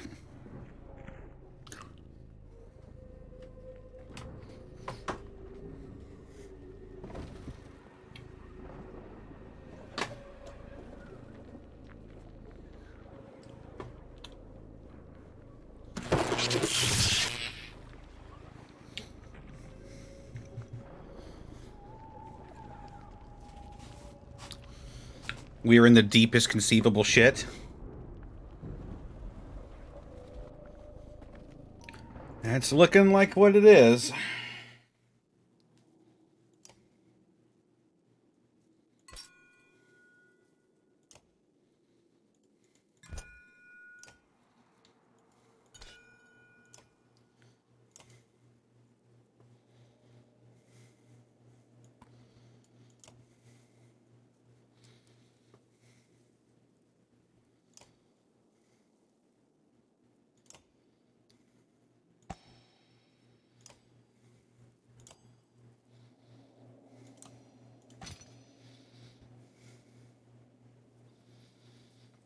Bastion's a fucking menace now. Holy cow.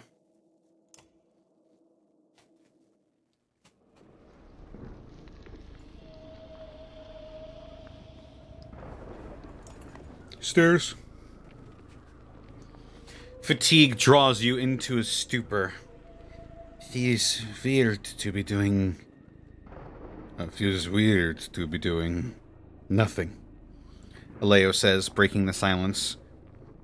Spirits are low. Maybe this would be a good chance to see how everyone's holding up. You consider it.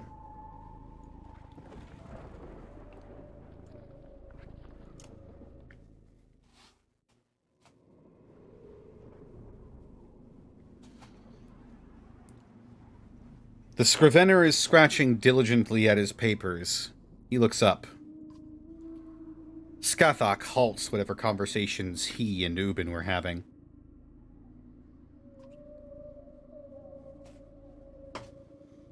Hello, Hunter. Found yourself a little patch of quiet and don't know what to do with yourself? Something like that? The eye of the storm, as the poets say. You start predicting the weather when you're around long enough. Or maybe you just talk about it more. The old Varl stops scratching notes to talk. Ever seen anything like this before in your many years?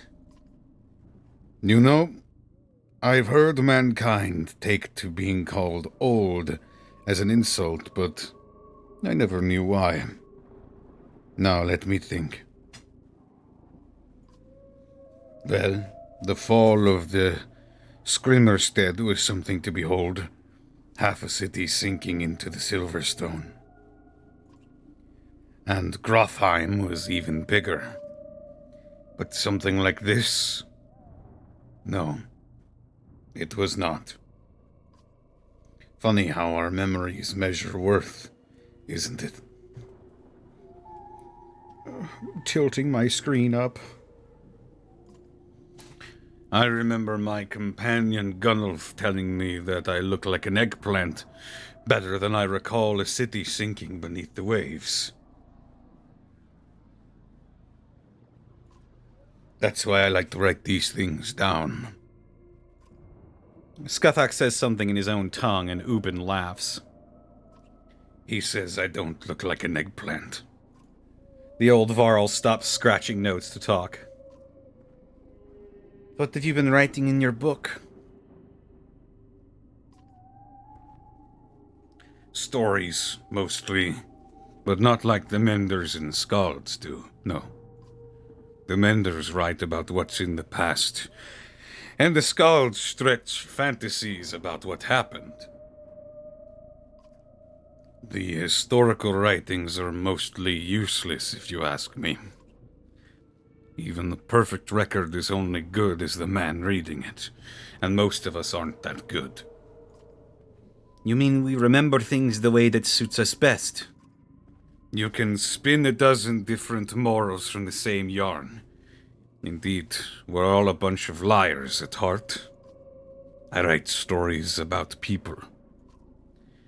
When someone reveals their own hopes and fears, that's the truth of things, even if it's a lie. Understand? One of the reasons I learned to talk to people like the Horseborn. I'd like to speak to the Dredge, too, one day, if they'll have me. I've been curious for more detail about Dalalond, the Horseborn's homeland. Why don't you ask them yourself? Ubin says a few words to Scathach, who nods. Ubin translates as best he can. I am a trader. I've traveled more than most, and I've never seen the end of our lands. Maybe they are endless. Men have said it is empty, but they are wrong. They only think it is empty because they move too slowly. When the sun stops, we celebrate. It is a blessing. It is warmth and freedom. But then the shattering split our lands into pieces. Now each piece is small and empty. I think my kind becomes restless here. They talk a lot about the brave who tried to outrun the darkness. They have already become legend. Maybe they are still running across the Dalalond. Tagarung, thank you for the raid with a party of 6. Tag, I'm it? No. Fuck you. How dare you tag me? It's time. I hope you're ready. You're in for it now. I'm gonna summon my fucking stand.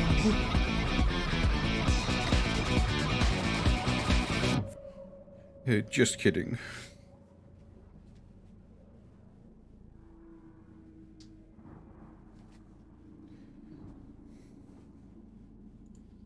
Welcome, everybody. I like to imagine this. Your city is heavy and cold, made for men to walk slowly in circles but go nowhere. I will be glad to see the sun again. He looks a little wistful and nods his head to say he's done. I leave you to your work. No worries. If you want to talk, I'm glad for the company. Out of curiosity, what are you planning to do with your writings if the darkness overtakes us? Leave it for someone else to find. Ubin's smile suddenly falls from his face as he realizes it'll become warp. Would you believe I hadn't thought of that? Maybe a horseborn could... No, not without a mender. Maybe we could spare a mender to... Damnation. We'll have to live. There's no way around it now. Yeah, I'm having a good night.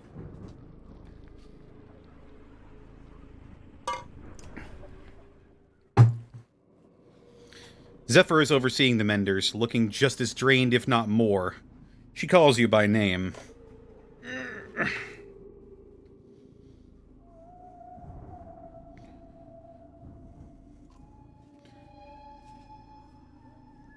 I've heard more about you since coming to Arborang.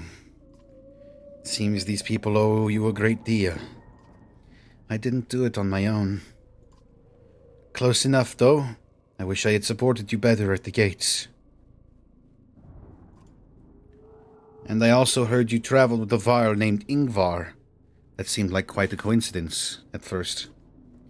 You consider what to say. How did you discover this light spell? Not easily. Things went bad at Manahar, and I was the only one left in the aftermath. I spent days trying anything I could to think of against the darkness.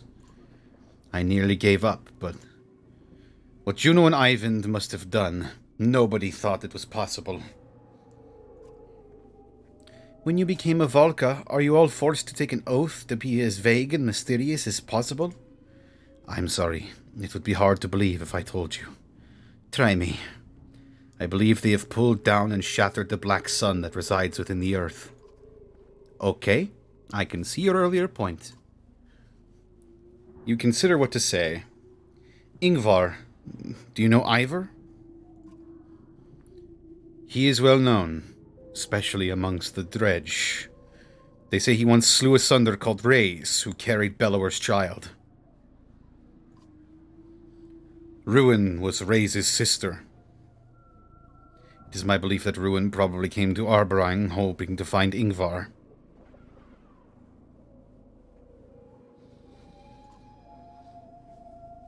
In the face of this darkness, the other Sunder have scattered to the wind, but Ruin wanted revenge, even if it meant killing everyone in the way. Are you saying all the people who died in the siege was because of Ivor? And I can only imagine this is why Bellower chased you all the way to Borsgard. I suppose there's no point in secrets anymore. After the Great War, the Volca tried to broker a peace with the Dredge, and mostly succeeded. But one of the conditions was that we deliver the Varl named Ingvar. They called him the Destroyer. We searched, but never found him. Juno and Ivan would almost certainly have recognized him. Did they ever mention this?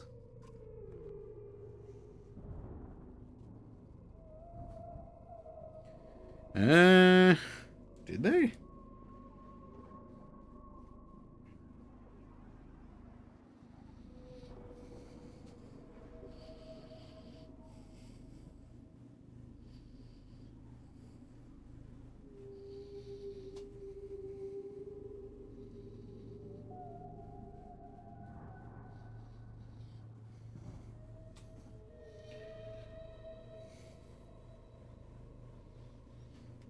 They never said anything about it.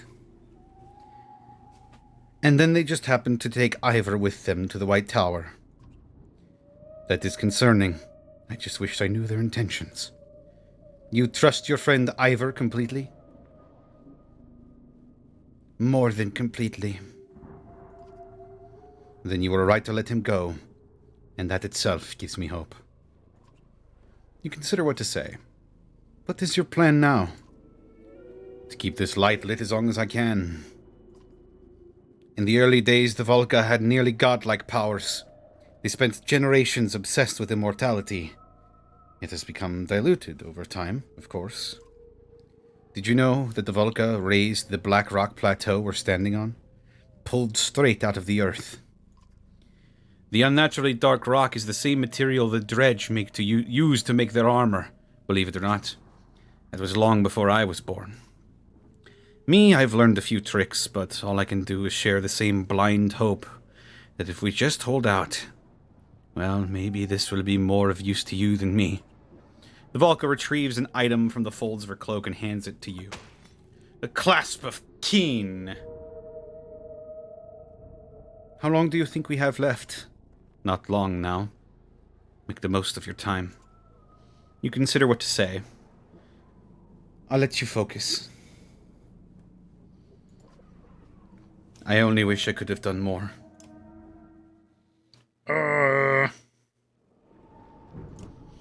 What is this?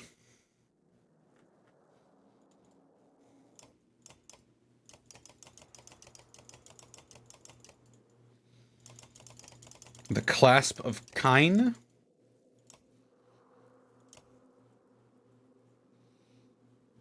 Where is it?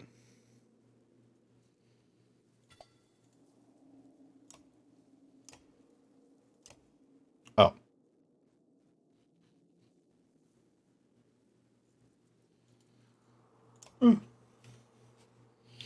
Gaijin Goomba raiding with a party of 88? And subbing for 12 months? Or for month 10 of 12? How's it going, everybody?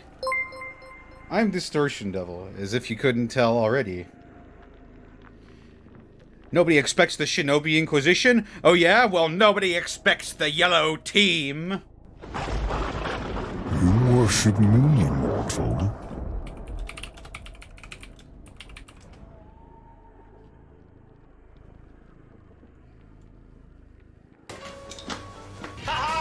I've got your intelligence. I can't believe you fell for that again. It's just a piece of cardboard.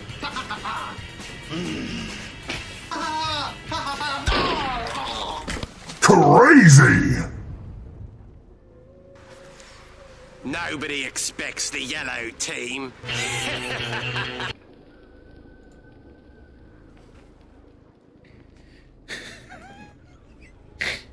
I don't know why I remember that so vividly. Nobody expects the Yellow Team. Well, how's it going, everybody? Hope the stream went well. Game Master Ant, thank you for the 20 months.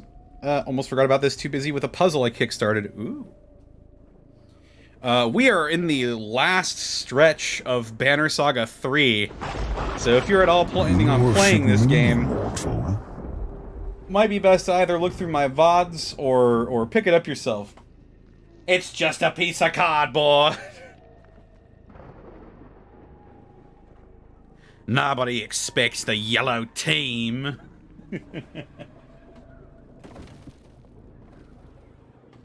I gotta save the world twice with boobs? I believe. That's bullshit, but I believe it.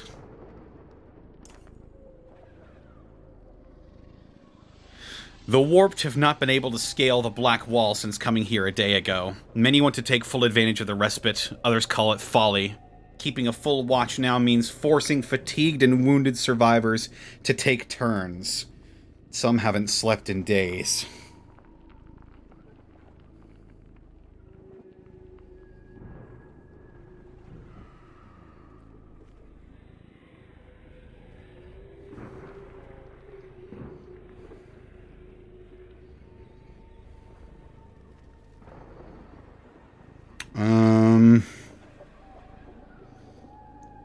The strong protect the weak. Let the volunteers take watch.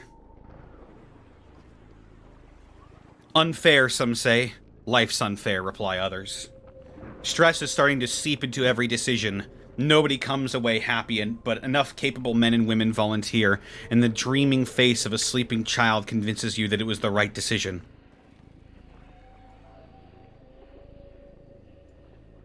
Basement. A woman comes to you quietly in confidence.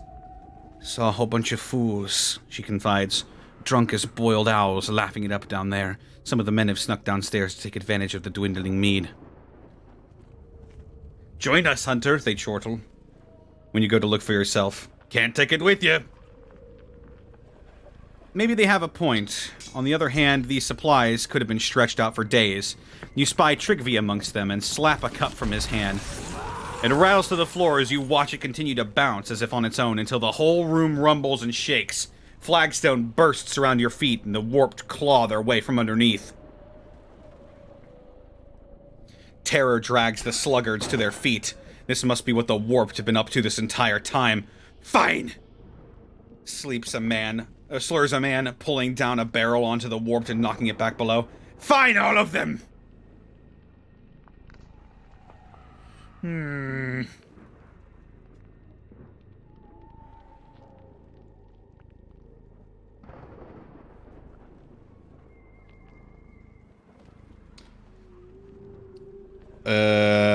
I want to buy as much time as possible, so let's save the supplies and wait for help to arrive.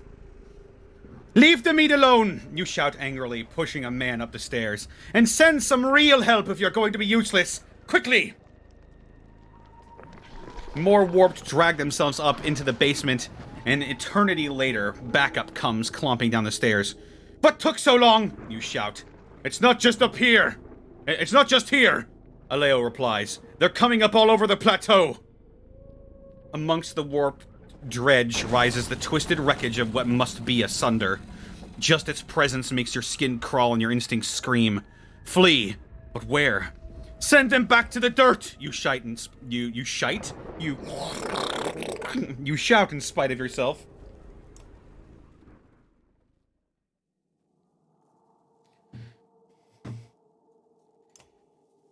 What do you have as a thing? Divert armor. Dodge strength. Oh yeah. You're just never dying.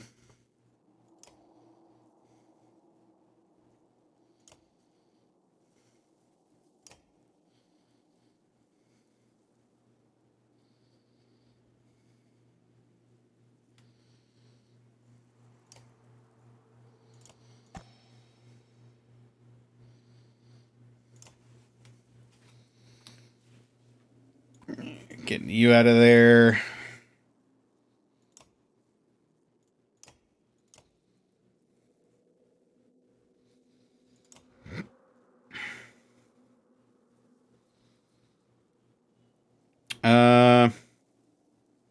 Let's get Irsa in there. There we go. There we go. That's the way to do it.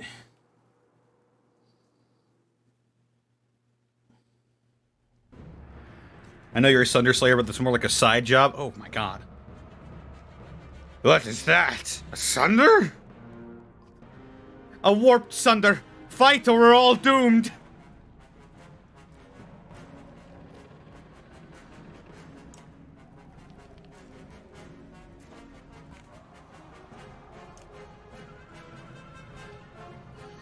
Oh man, Trigvi's there too. Fuck.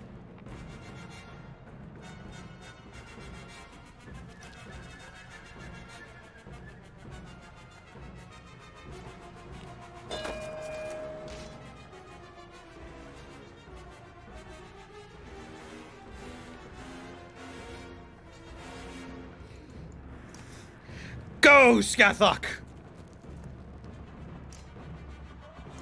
Live up to your family name and face full life consequences.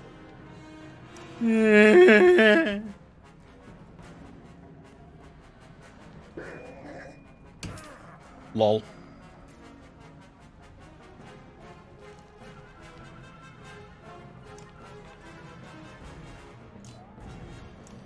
You fool!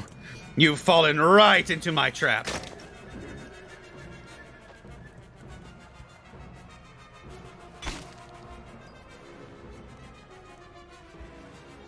Oh my god. Oh my god. Get his ass.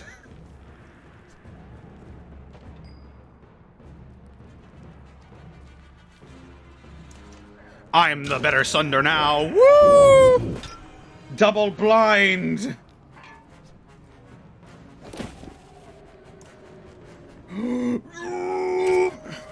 Ow, what the fuck, a moly? Oh, my dick. A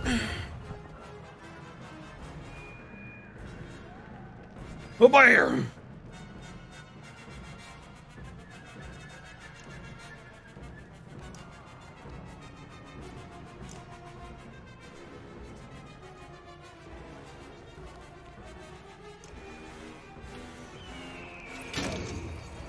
Got him.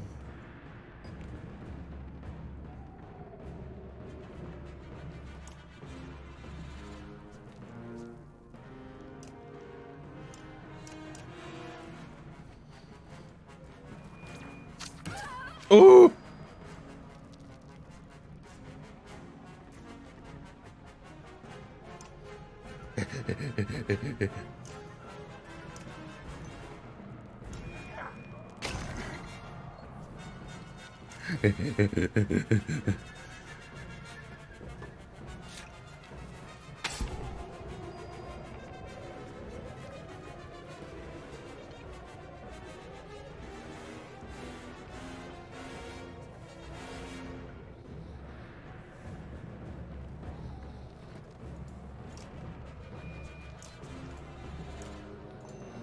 Huh? A bear! Oh god.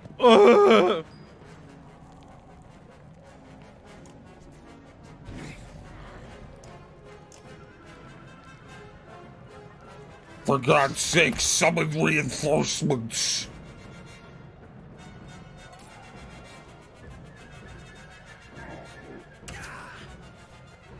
Oh! You got me good, partner. But I'm gonna hit this bear real good.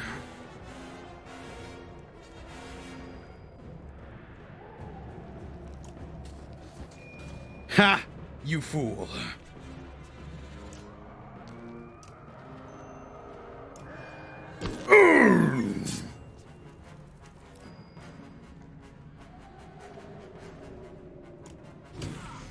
Ow.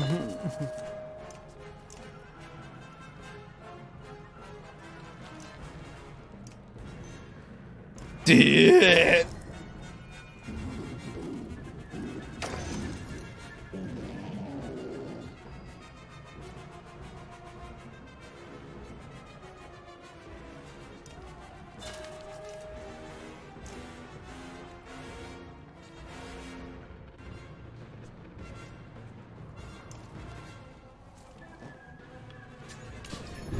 Boom.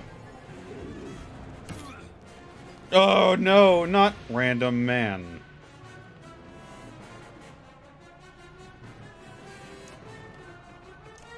Oh my god. Ooh.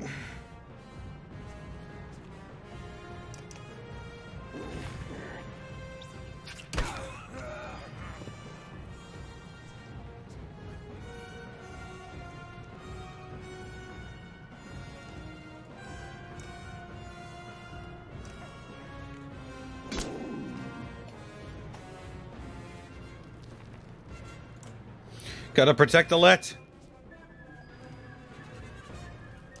Holy shit, let's fucking go! Oh! Oh! Artery strike. 42 fucking points of damage. Holy shit.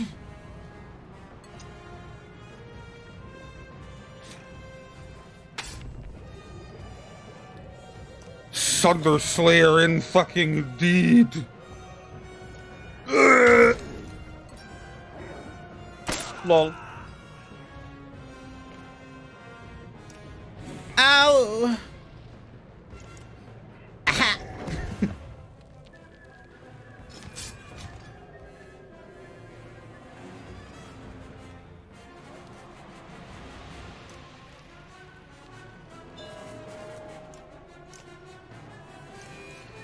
You.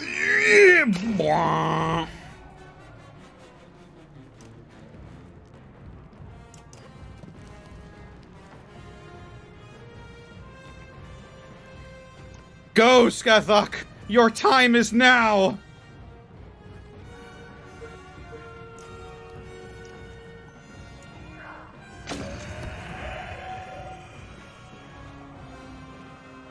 Nay! That was easy. Alette is no longer asking. Oh no! Not nameless NPC.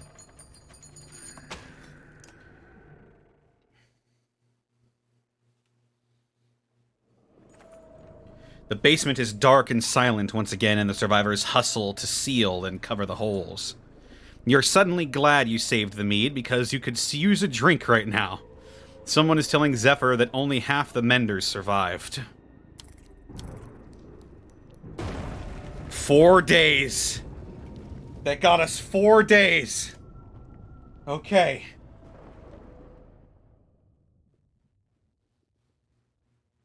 I'm not sure how much longer we could hold out, though.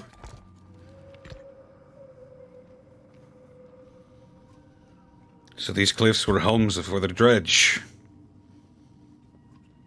Yes, as before. Why do you ask? Because I'm starting to see a lot of movement ahead. This time, the shifting shadows in the corners of your eyes are real. Ahead and behind, the others have noticed and are quietly pulling blades, flickering like a school of fish as you press together.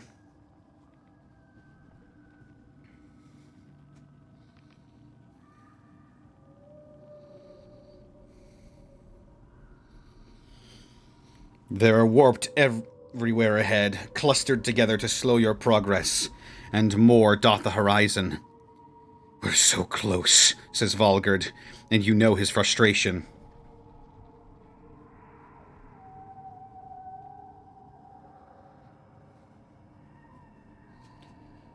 We gotta charge and break through the crowd, brother! What are you waiting for? You shout. Push through! Let's get ready for the next battle. You know, let's get Ollie in here. What the fuck? And we'll have to give him a little promotion.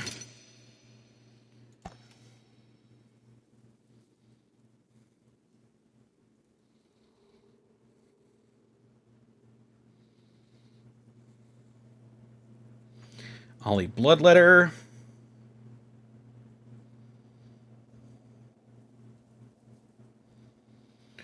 I like Death's Messenger for Ollie.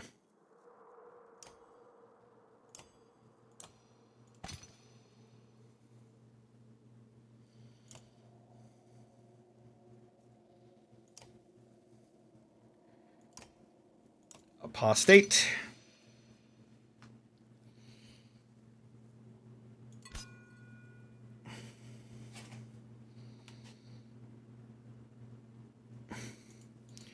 What is your armor?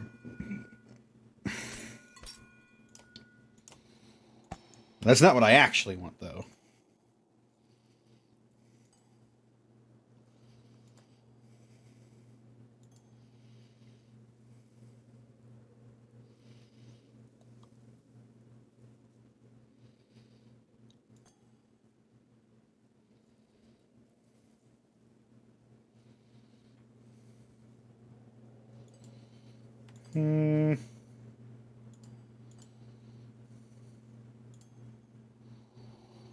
The Forsaken.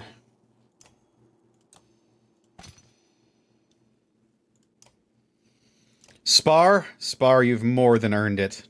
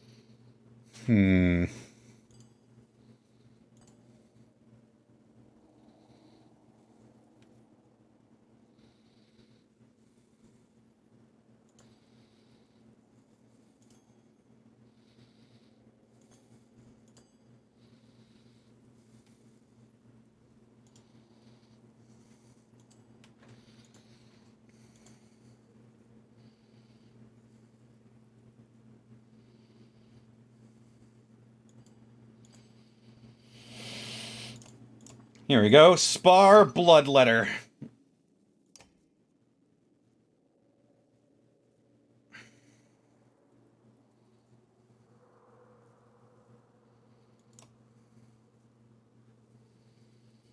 Oh, you've got quite a bit.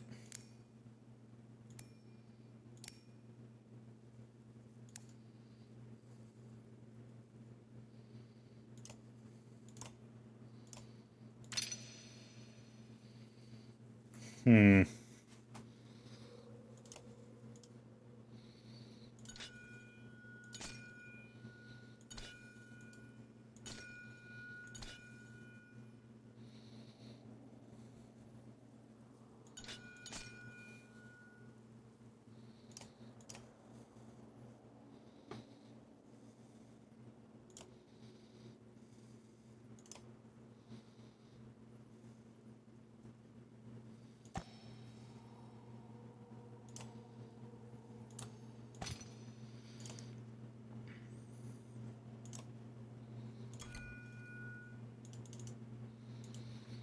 Oh, why didn't I take extra chance to hit? Fucking hell. I am an idiot. Ha ha ha ha ha ha ha ha ha ha ha ha.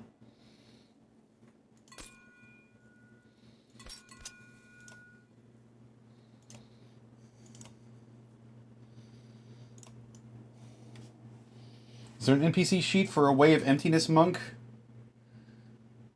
I'm making a Big Bad Evil guy and I want to use the subclass. There is not. Passive Aggressive Renown. Oh, God.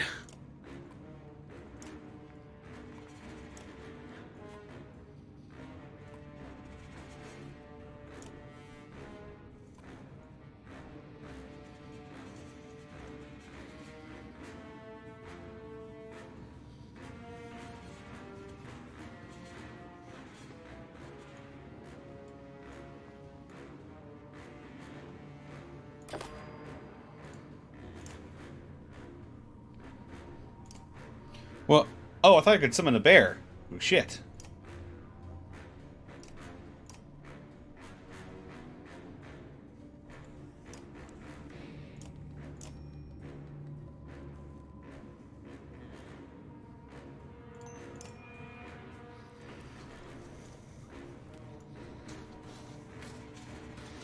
Let them come to us. Or maybe not.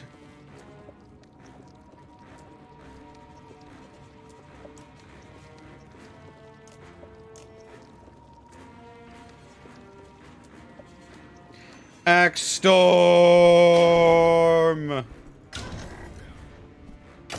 Oh my god! Did you see that shit, brother? Oh my god, brother.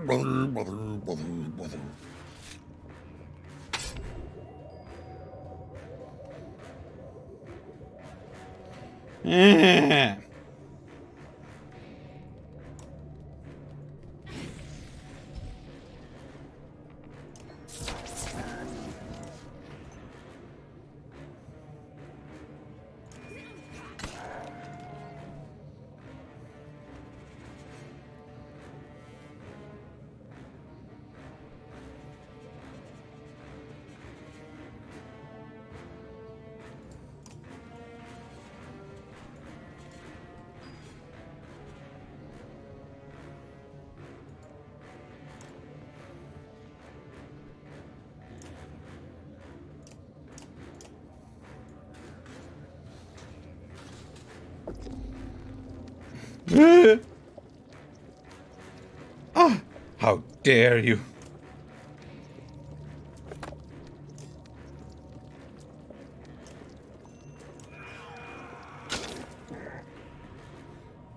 You're bleeding, making me the victor. Ow!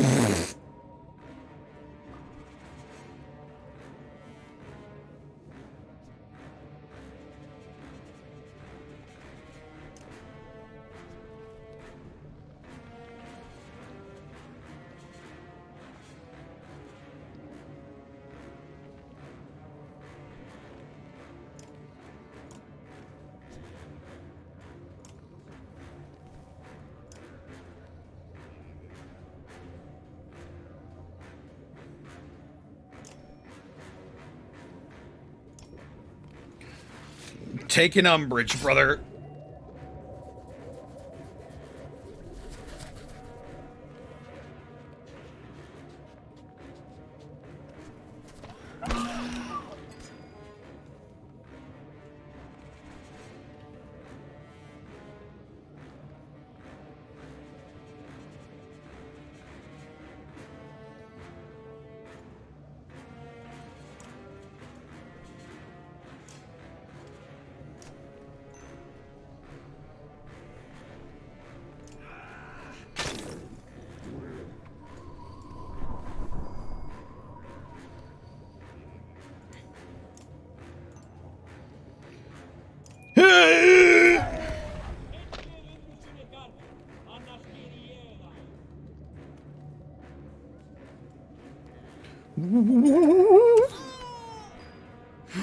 How dare you? I swear to God, I'll...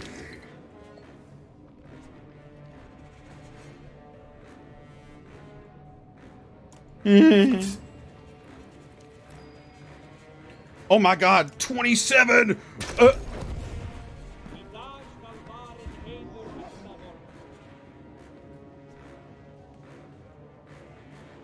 What? No!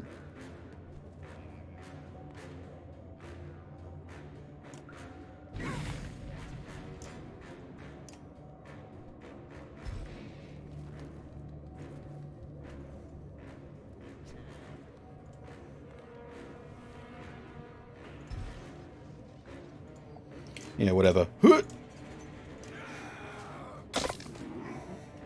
You're bleeding. Oh.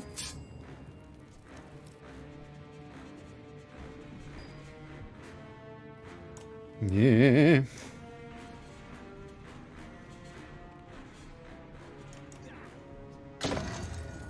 Ooh. Wait a minute. No, wait a minute. No, wait a minute. Wait. How fucking dare you? How fucking dare you? You know what? You disrespect me like that, I'm gonna disrespect your fucking face, your whole fucking family.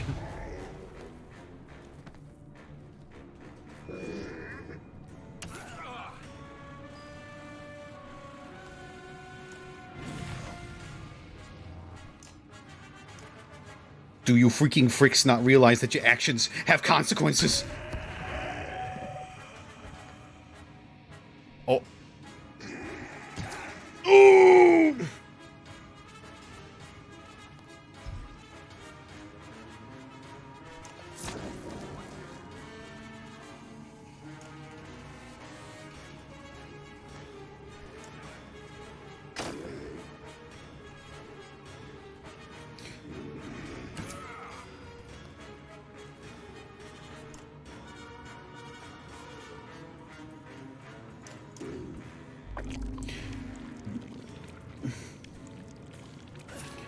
Quit being mean to Ollie.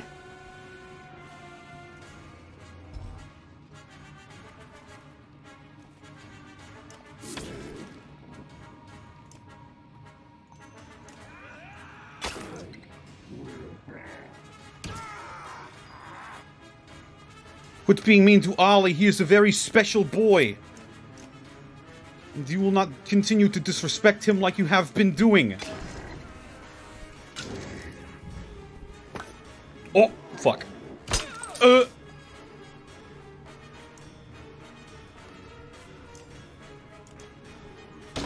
Prepare to receive fucking divine judgment. What? Okay.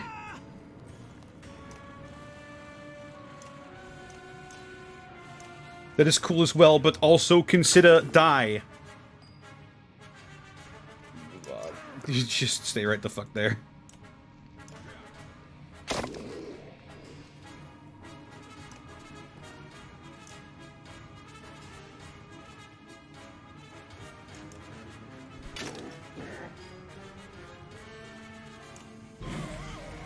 I am catching your meaning, but consider the following. Die.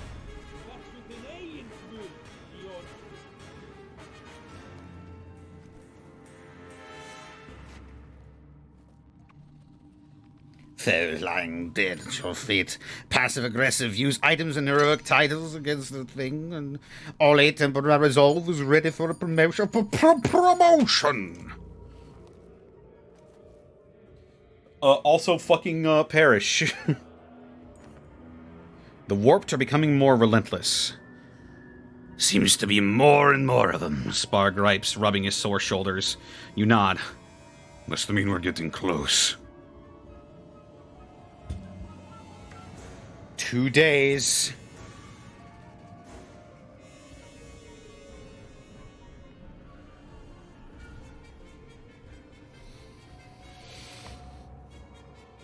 The warped dredge bodies ornament this hill like crenellations? Some sitting or slumped, all dead. What happened here? Grunts Volgard, pushing one over with his foot. Hundreds can be seen from the hilltop, and they look suspiciously arranged. This wasn't a battle.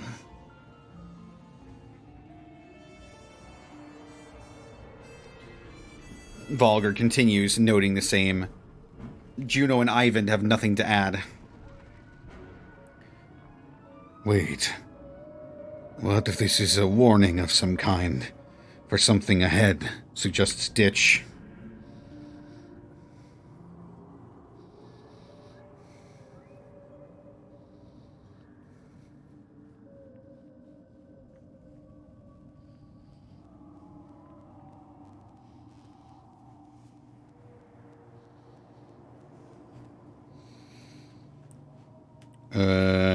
I don't care. Let's get out of here. Fine 'em, Ollie adds, putting a bookend on the conversation. You leave the bodies to their resting places. We have no time to lose. A toothpick when I first saw it. Now soars above our heads, dwarfing any structure. Oh, we're there. Kings or wow. We're there! This is where our troubles began. And with luck, where they Come will on. end.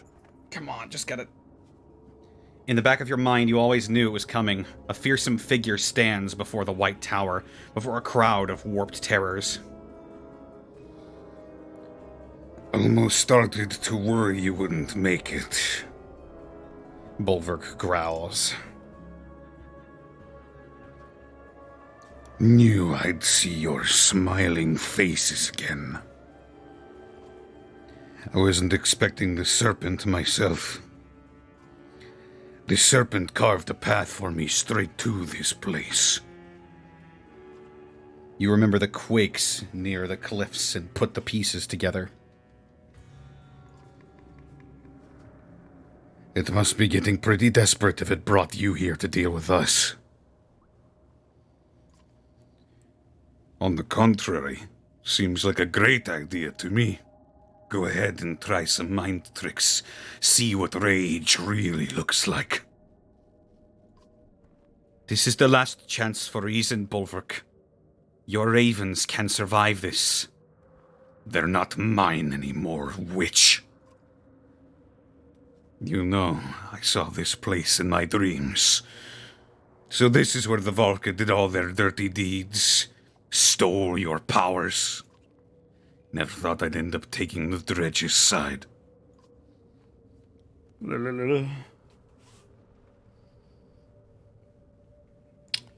I didn't come all this way to fail here. Rush Bulwark, attacking while he's off guard. Stopping us now will be the biggest mistake you've ever made.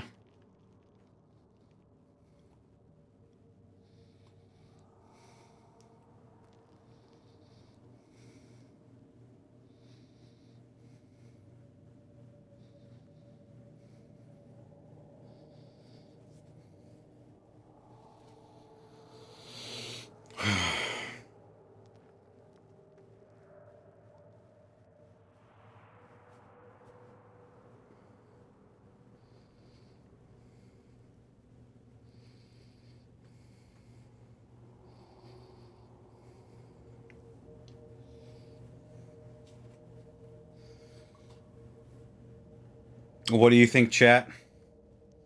Is there any reasoning with this individual?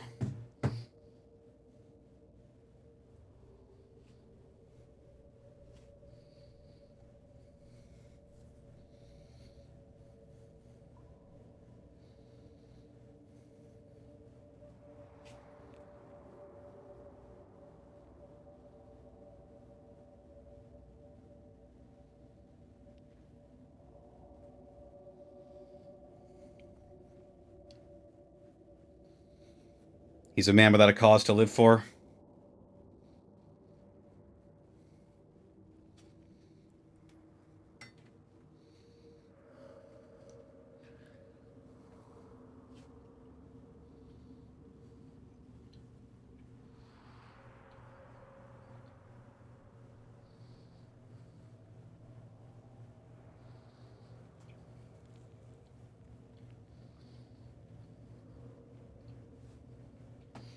Could be off guard. Or Bulwark's not off guard.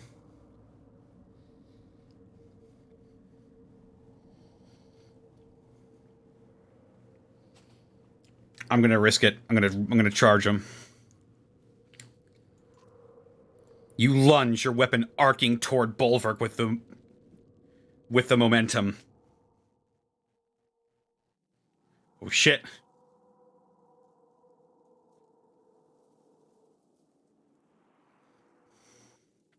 Witness me.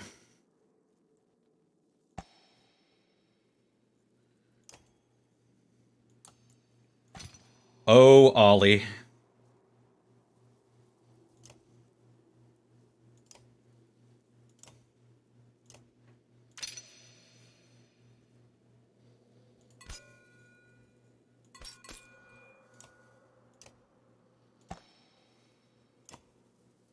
Ah, shit. All right. Let's get in there.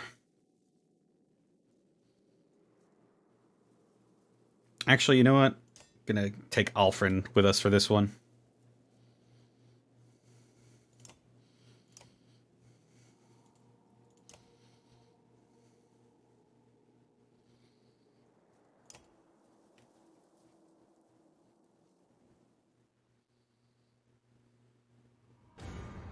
Spikes! I've heard enough. Oh, headbutt. Stay out of my way, Ivor. Oh, shit.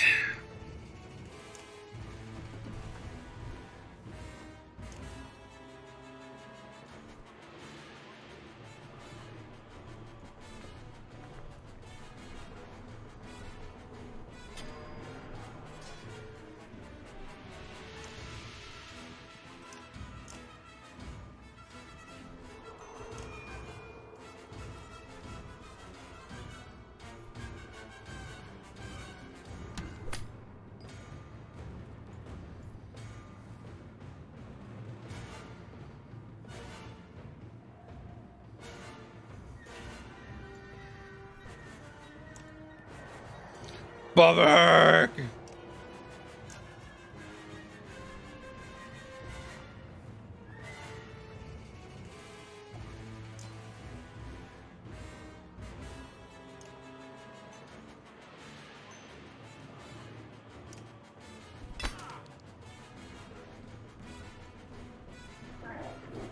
Oh!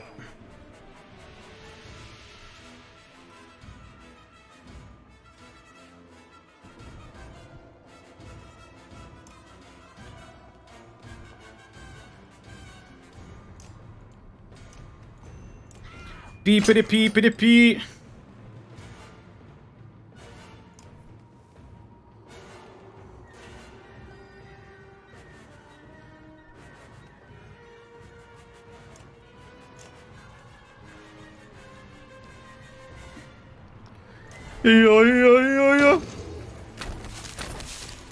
Oh, what the fuck was that?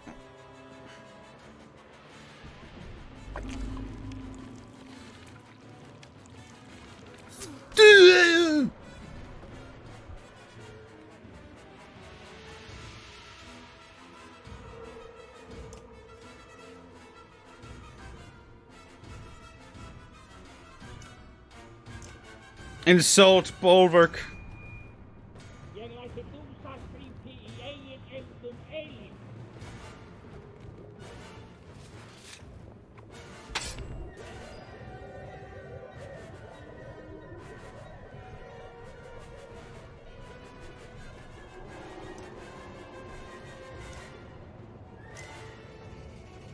Strength of will!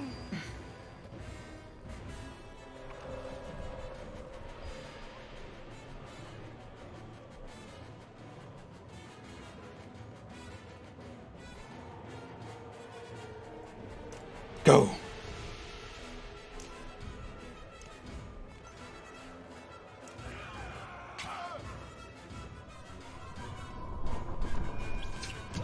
Oh!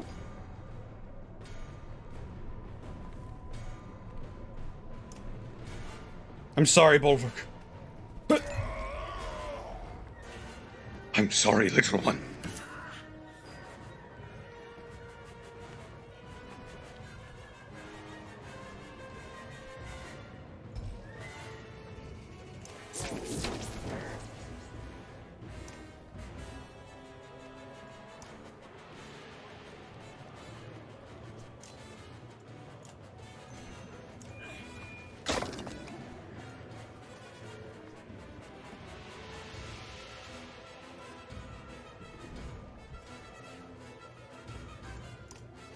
Gotta protect Spar. Ooh.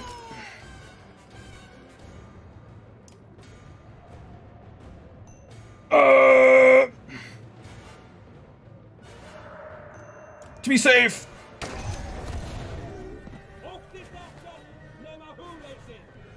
Mama Hurity! Herbity Heady! Hingatingater! Oh. And I oop!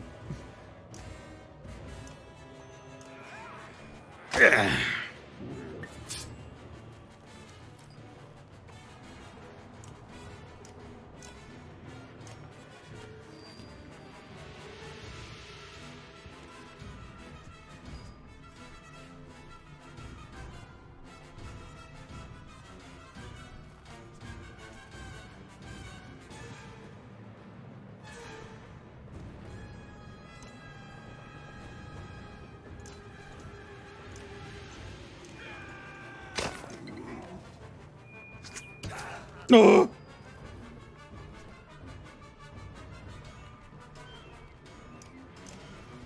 It's time to live up to my family name and face full life consequences! Ah! Ollie!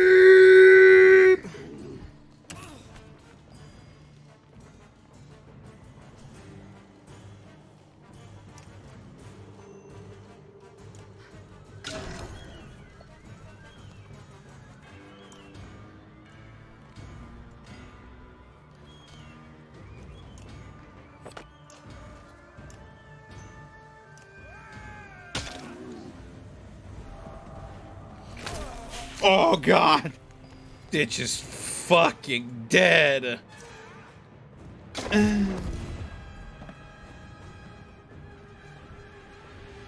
Don't do it!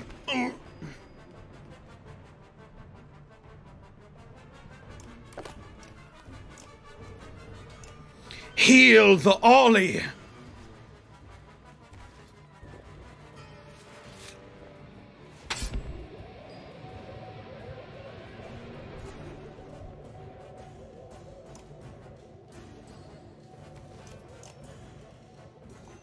Go, Ollie! Ollie!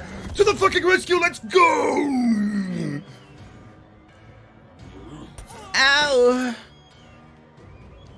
You son of a bitch. Let me show you what happens when you fuck with me. I run the fuck away.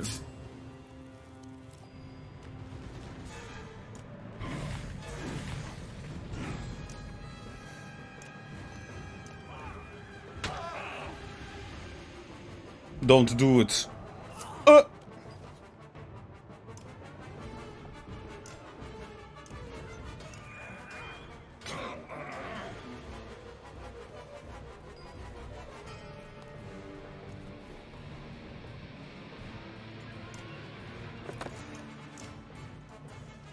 Go, my child.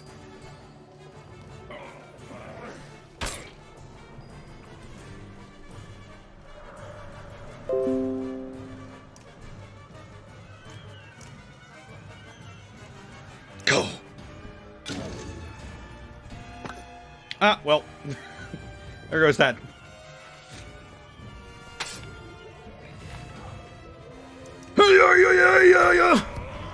Ooh.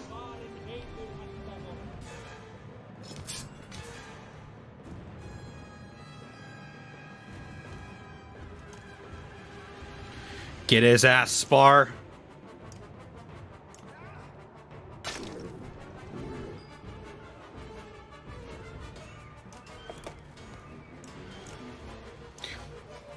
Ollie, our savior.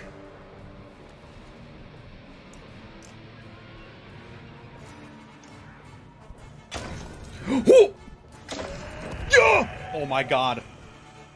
Ollie's the fucking MVP. Ollie carried this hard.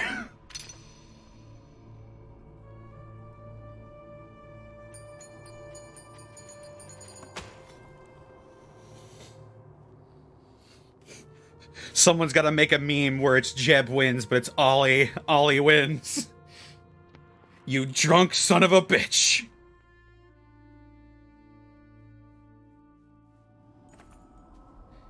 You glance up. The White Tower is much taller than you imagined. Tall enough to reach the sun. You wonder, a trick of perspective? No. There really are that many stairs.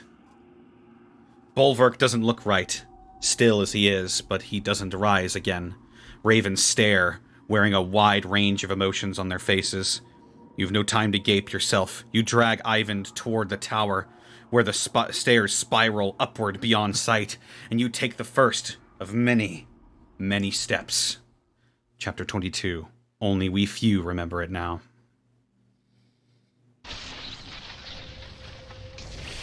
This is it!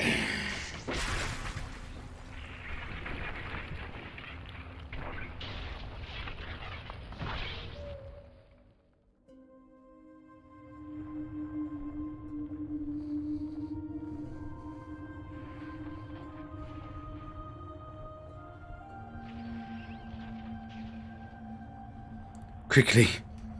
The top of the tower is just up these stairs.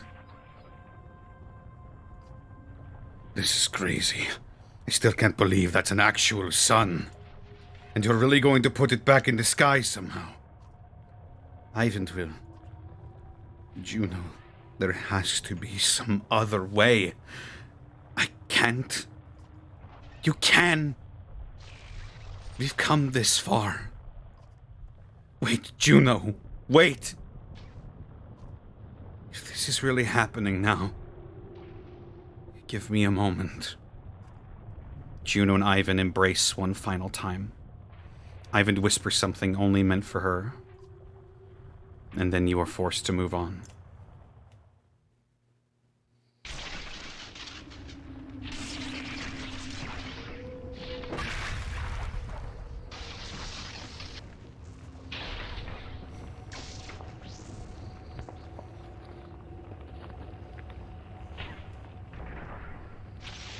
The world lives or dies here.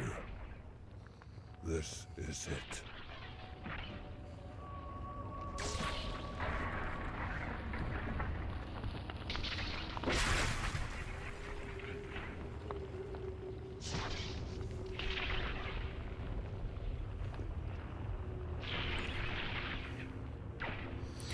At the center of the tower, Juno sits upon the pedestal and Ivan reluctantly begins his task. Juno hovers in the air, immobilized. She looks peaceful, as if finally letting go of the burden she had carried this far, when you hear a familiar rumbling.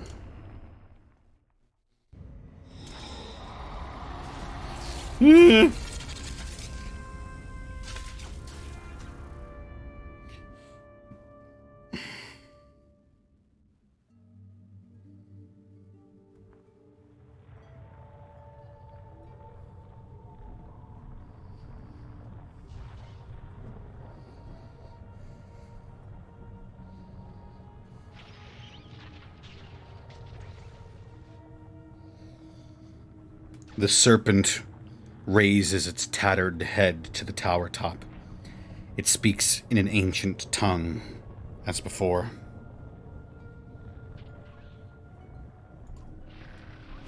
Be gone, creature!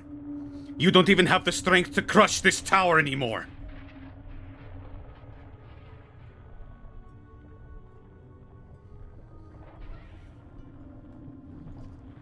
The serpent continues its low, undulating speech like smoke rolling over seawater. Ivan stops. He's listening. Gorthus Vavel. What does it want? It is giving up. It wants to make a deal. Half a prophecy of extinction, it says. The darkness will lift and it will spare Arberung. It consumes only half the world. Half of the world. In exchange for what? Juno's energy. If I release it to the serpent, Juno will be gone. But she won't suffer.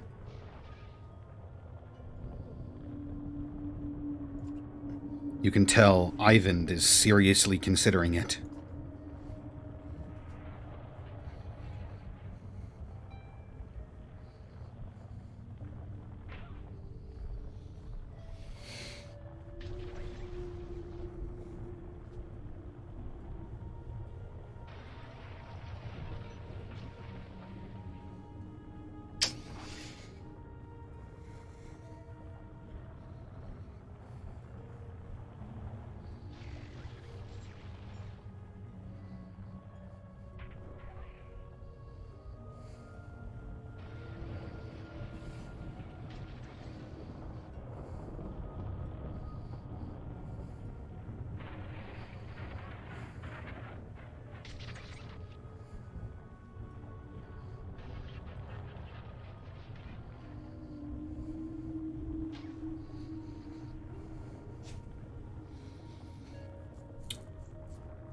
Juno wants to fix the world, fuck the serpent.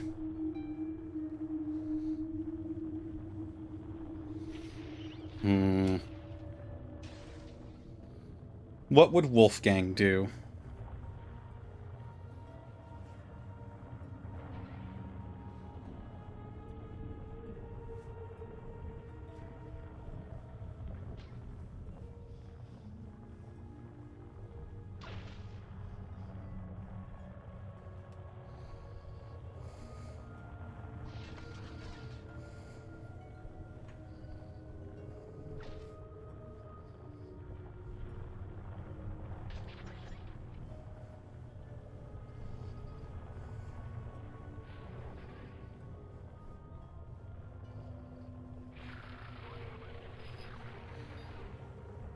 He wouldn't take the deal just like with Solomon? You're right. Ivan, this isn't what we came to do. Things change, Ivor. This is out of your hands now.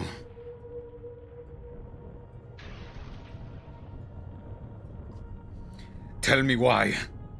Have I not earned that at least?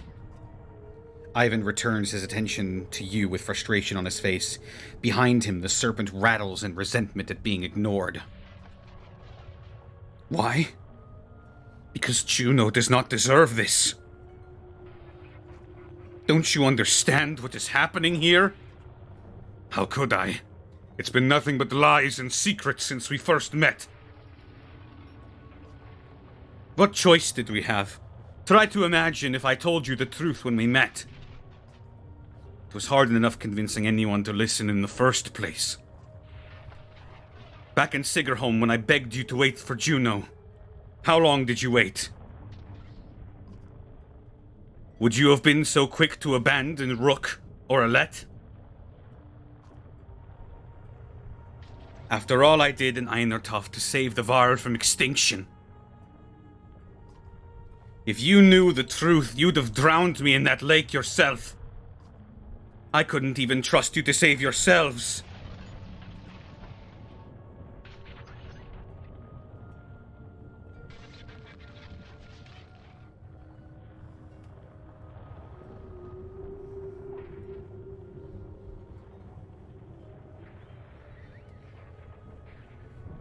We waited because we trusted you. True enough. But only until you had to consider your own discomfort. What's the point of this, Ivor? So brothers and clansmen can keep killing each other over petty disputes? So Varl and Dredge can go on destroying each other over ancient history? Even after we realized the Dredge were only fleeing the darkness, same as the rest of us. Even after discovering a Dredge child lying in the snow, an infant. Everyone was ready to slaughter it like a pig.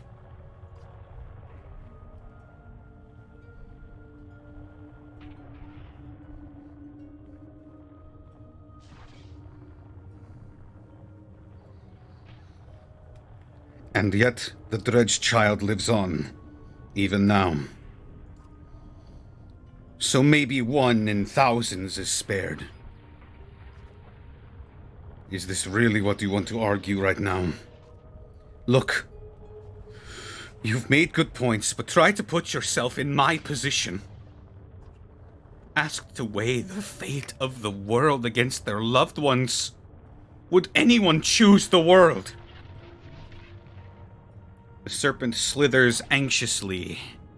It is not accustomed to being ignored, but Ivan seems determined to get this off his chest. And we both know how this world really is. Remember Dengler's Godstone?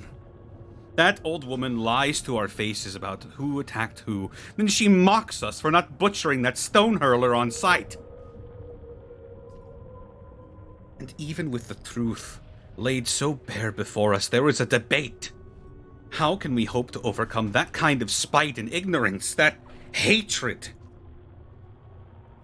What are we fighting so hard to preserve exactly? Now, what are we fighting so hard to preserve exactly?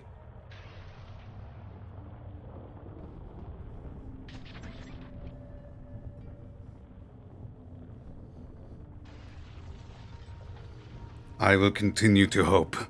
Until the day there's nothing to hope for. I know you believe that, but you don't know the depths of it the way I do. There was a woman near Orsma River. After we somehow survived crossing the chasm, some of her own clansmen had tied her to a stake. Witch, they screamed. She was meant to starve to death. I can still see her face, the torture and the pain. Do you remember how many days she had hung there, starving before we had arrived?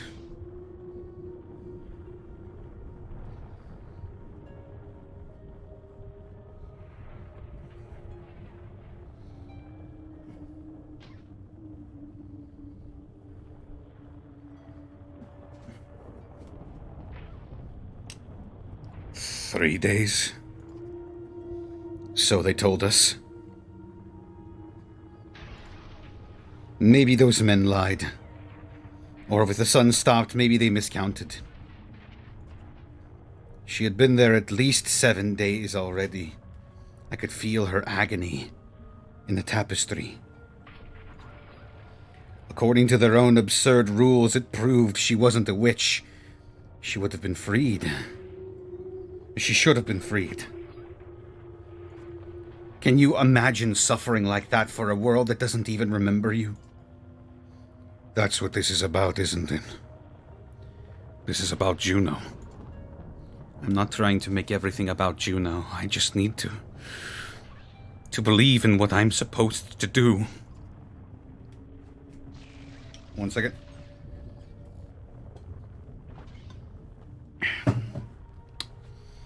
Ivan seems to be swayed by your arguments. The coils of the serpent are wrapping tighter around the tower, and you can feel its patience growing thin. When we found Juno's body smashed and broken on the frozen sea, I saw that same fate for her as that poor woman starving to death. Suffering. Alone. Forgotten. Everyone else was so quick to give up on her.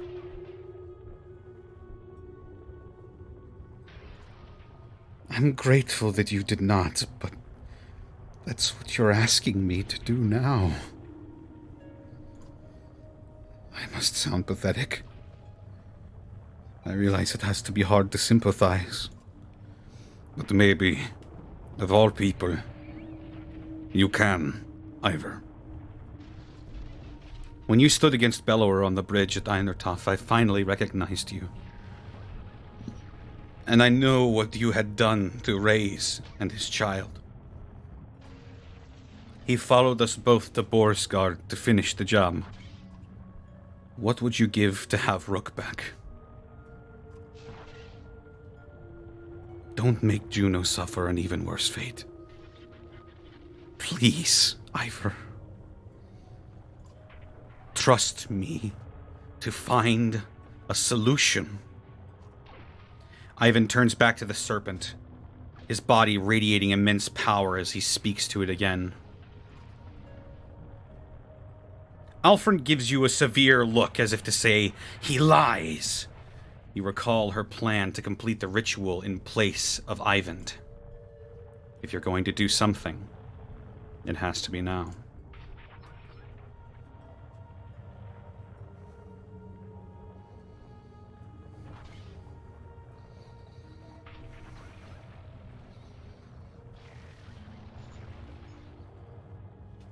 This is it, chat.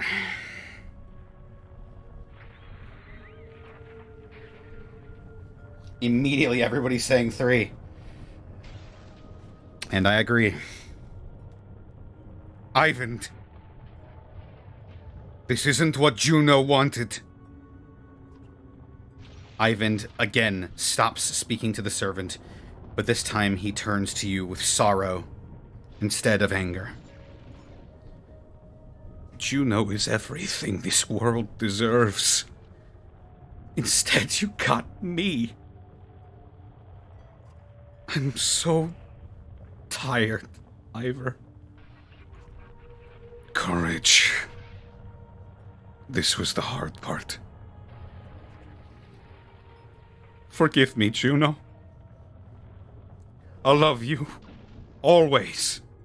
I've never seen anything like a sun coming to life. And I hope I never will again. Stuck within just a speck so far above our heads was Juno, who turned the darkness into light. Ivan did not want to leave the sun behind as we departed the inner earth. I expect he will return there often. No Vorp crossed our path on the long trek home. They have all turned to ash. And now, we are coming to this journey's long end. The same thought rattling around my head the whole way. Do I dare to hope? The sun is setting. The darkness is dispersed. And the world is saved.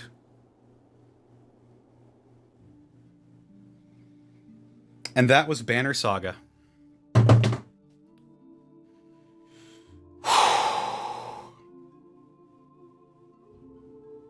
Wow. I mean, what a fucking series.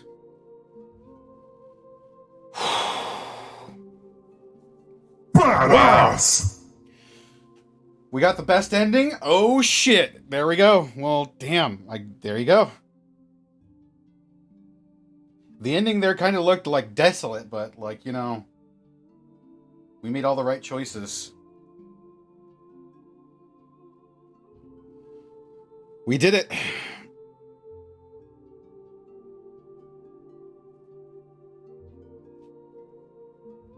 Man. How in the world did this series get so pushed to the wayside? How am I just now hearing about it? Like, this is so far up my alley. Oh, shit. Post-credit scene. Like Marvel, baby.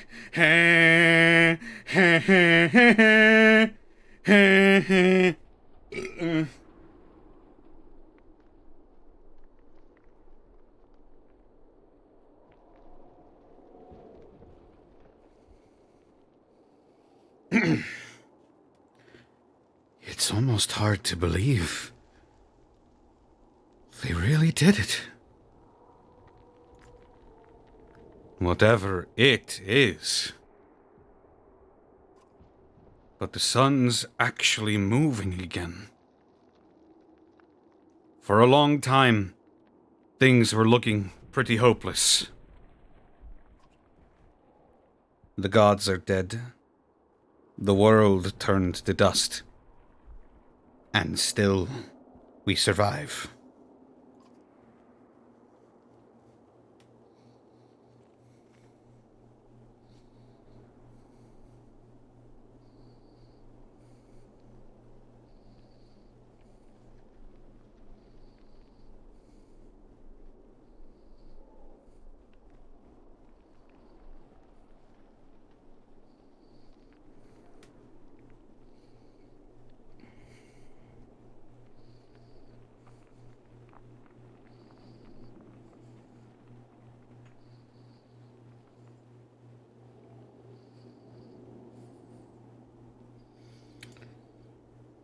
What now? Time passes. Life will return. Grass and green will sprout from the dust. I believe there are other survivors. Varl in the north, perhaps huddled around godstones. South of the darkness, there may still be horseborn, fleeing across the fields, or ships of men, or dredge without sunder. So we rebuild. I just wish that my dad could be here to see this. I know how proud he'd be. For a long time, I've been thinking of an epic poem. You'll never guess the inspiration. Would you care to hear what I've got? This seems like an ideal moment. Leo smiles and draws his lute from around his back. He sings with a brightness in his voice.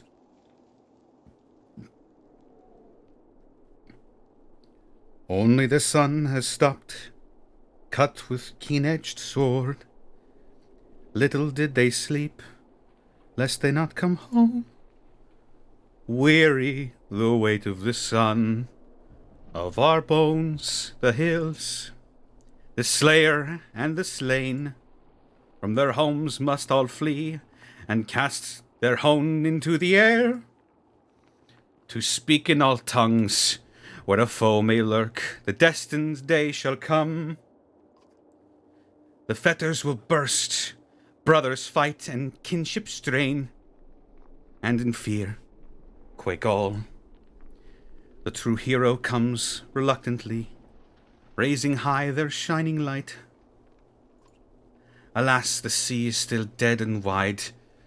The hounds are hungered. We live as we will live, with the mighty grief that was ours and theirs. Only we few remember it now. Leo gives a little cough to indicate he's done. I think that was the name of every chapter that he worked into his poem. Hang on, let's see.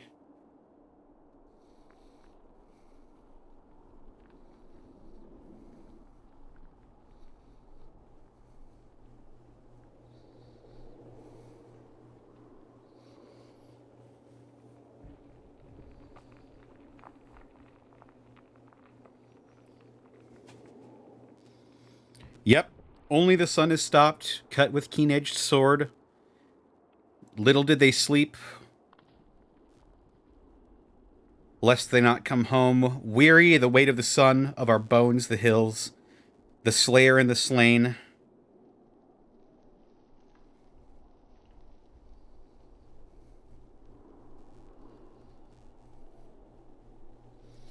Yep.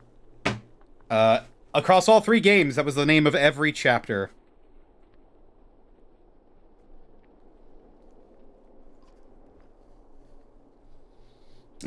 Poetic justice. It's not bad. A little bleak, maybe. We could use a couple more verses at the end there. Leo laughs. You're right. It certainly could. Wait. What is that? Do you see it? You squint into the ashes of the twisted land, spread out across the horizon. Oddleif's right. Something out there is moving. It looks like a line of people. And at the front... Is that Ivor? Oh, I got the Dredge Lover achievement. Yeah!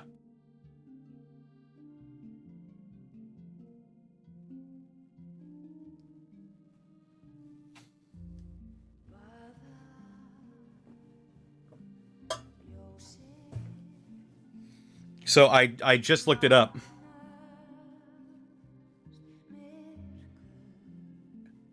I just looked it up. The other endings. If we had trusted Ivan, he would have taken the Serpent's deal, and he would have eaten half of the world, but spared Arborang. If we had gone with, Alfrin's plan, we would have gotten this ending, but the tower would have exploded and killed everyone there.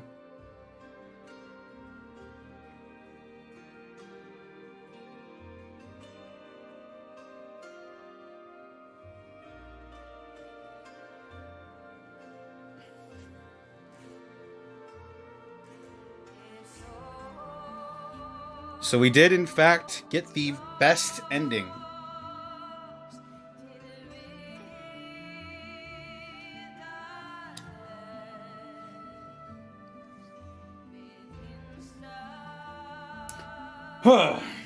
We did it, though, y'all. Baby!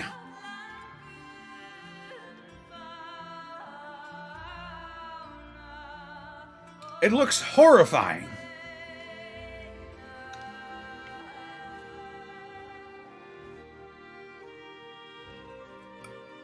We fucking did it, y'all.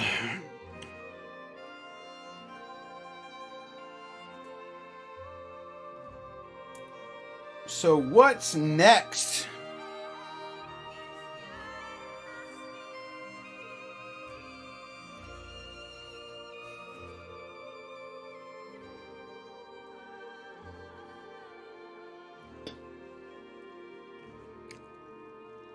Sundays have sort of turned into really good story-based games. Oh shit, yeah! Fucking punch him! That's let punching...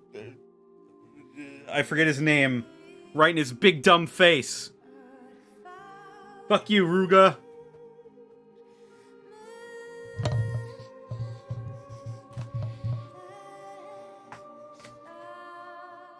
Get decked, fucker.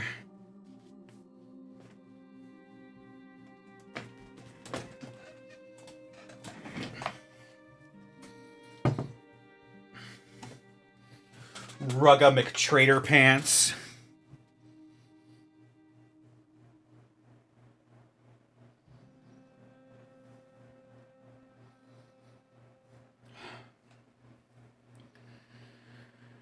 Wow. What a fucking game. Banner Saga, what a fucking game. What games have been played so far? We did... Ori and the Blind Forest is a good one. We did, Wildermyth. Which, by the way, there have been a couple updates to.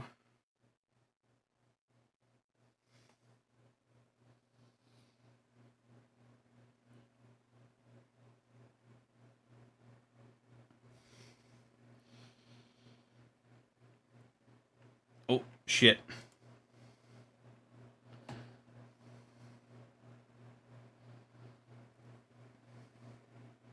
Produced in the state of Texas with the Office of the Governor Texas Film Commission. God damn, a lot went into this. One of the Fire Emblems? Oh, God. Arnie Jorgensen. Gadzooks, we did it.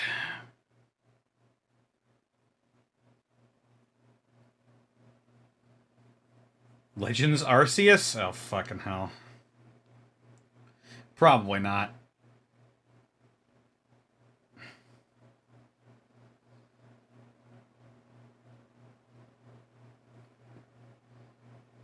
God of War? Ooh. Maybe. Maybe God of War.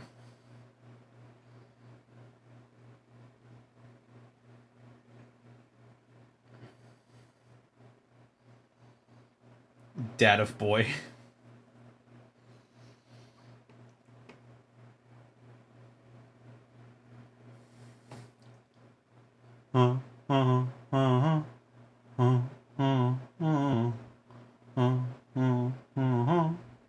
Have I played Asura's Wrath? Oh, fuck me.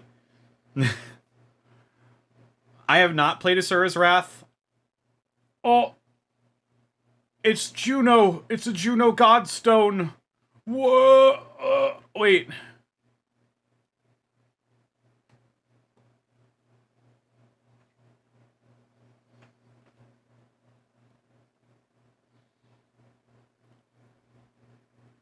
So you think, like, Juno's the god of the sun now? Or something? Blackguards? Asura's Wrath is better witness this in a movie? Yeah, pretty much. Plus, I don't want to pay, like, $15 to get the true ending. Plus, I don't want to go find my PS3.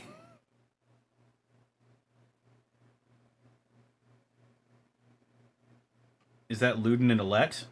I think that's Rook.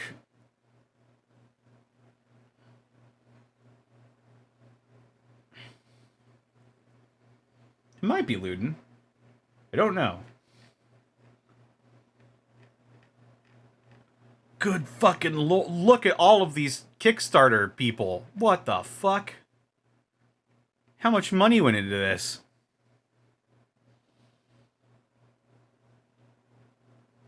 Darksiders? Oh, I could play Darksiders. I'll put up a poll. You know what? After this, I'll put up a poll in my Discord and on Twitter.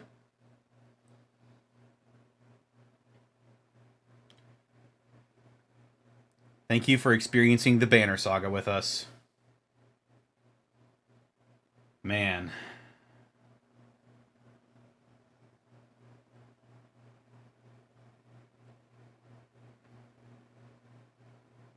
And that's the Banner Saga.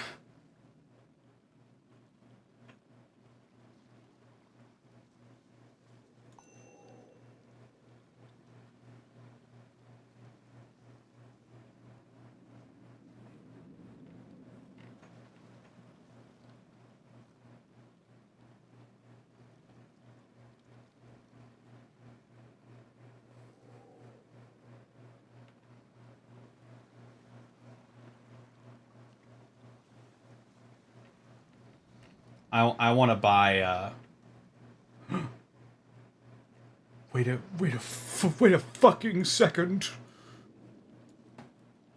Oh my god.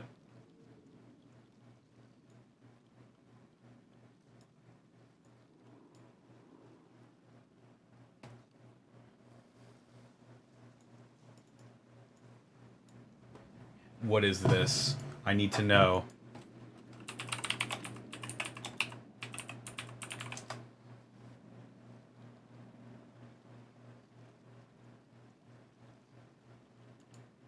Oh, they released a board game.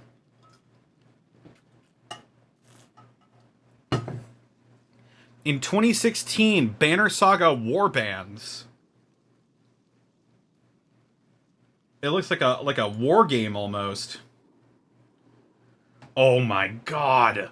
The miniatures look so fucking cool.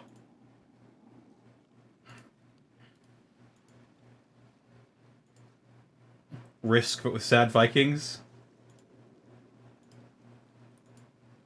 Check this shit out. Fuck. Fuck. Fuck. Fuck.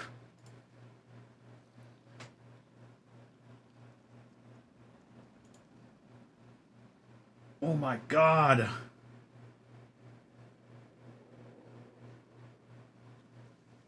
Oh, is that... This has got to be, Bellower. This is Bellower, and he's grabbing a let.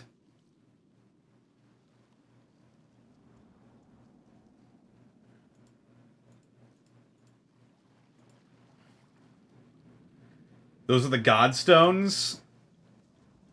Yo, what the fuck? Does it play just like the game?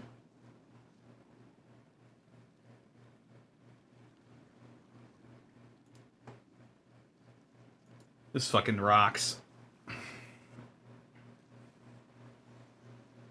I wonder if it's on TTS?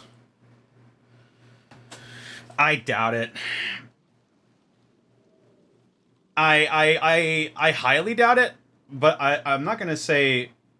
I'm not gonna say for sure no. Also, right there, that boy right there, MVP.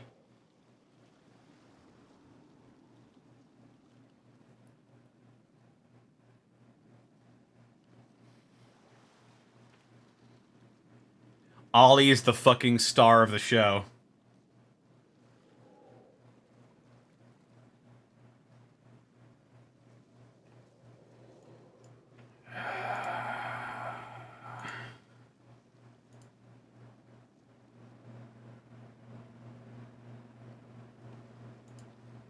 Well, this has been a fucking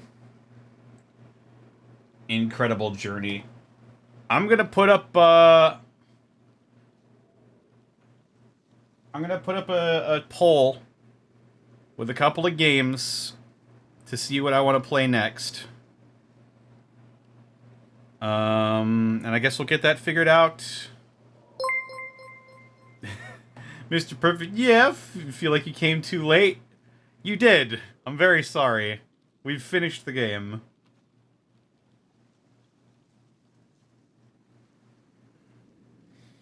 I also kind of want to... I kind of want to... I kind of want to make, like, a homebrew... 5th edition races in this.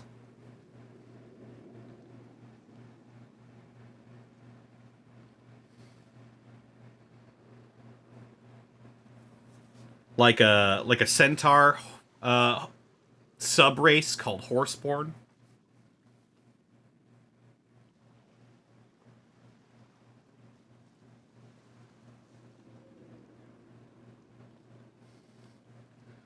I'll have a wizard subclass for the Mender.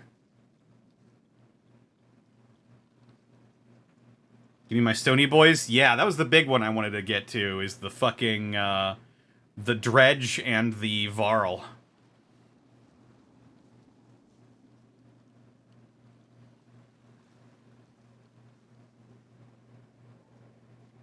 I would love a one-shot in this setting. I would love to run a one-shot in this setting.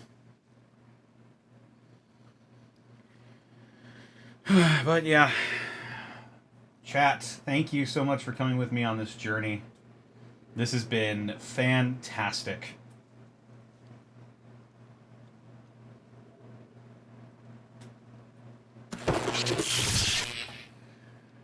I'll see you tomorrow for Roll With Me.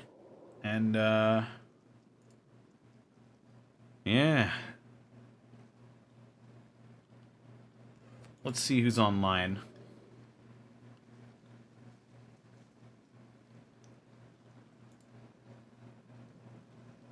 Actually, Black Archives is on right now, so let's go ahead and raid them.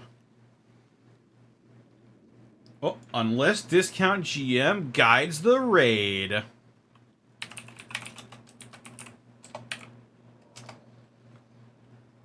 A raid message will be... Sad Viking save the day.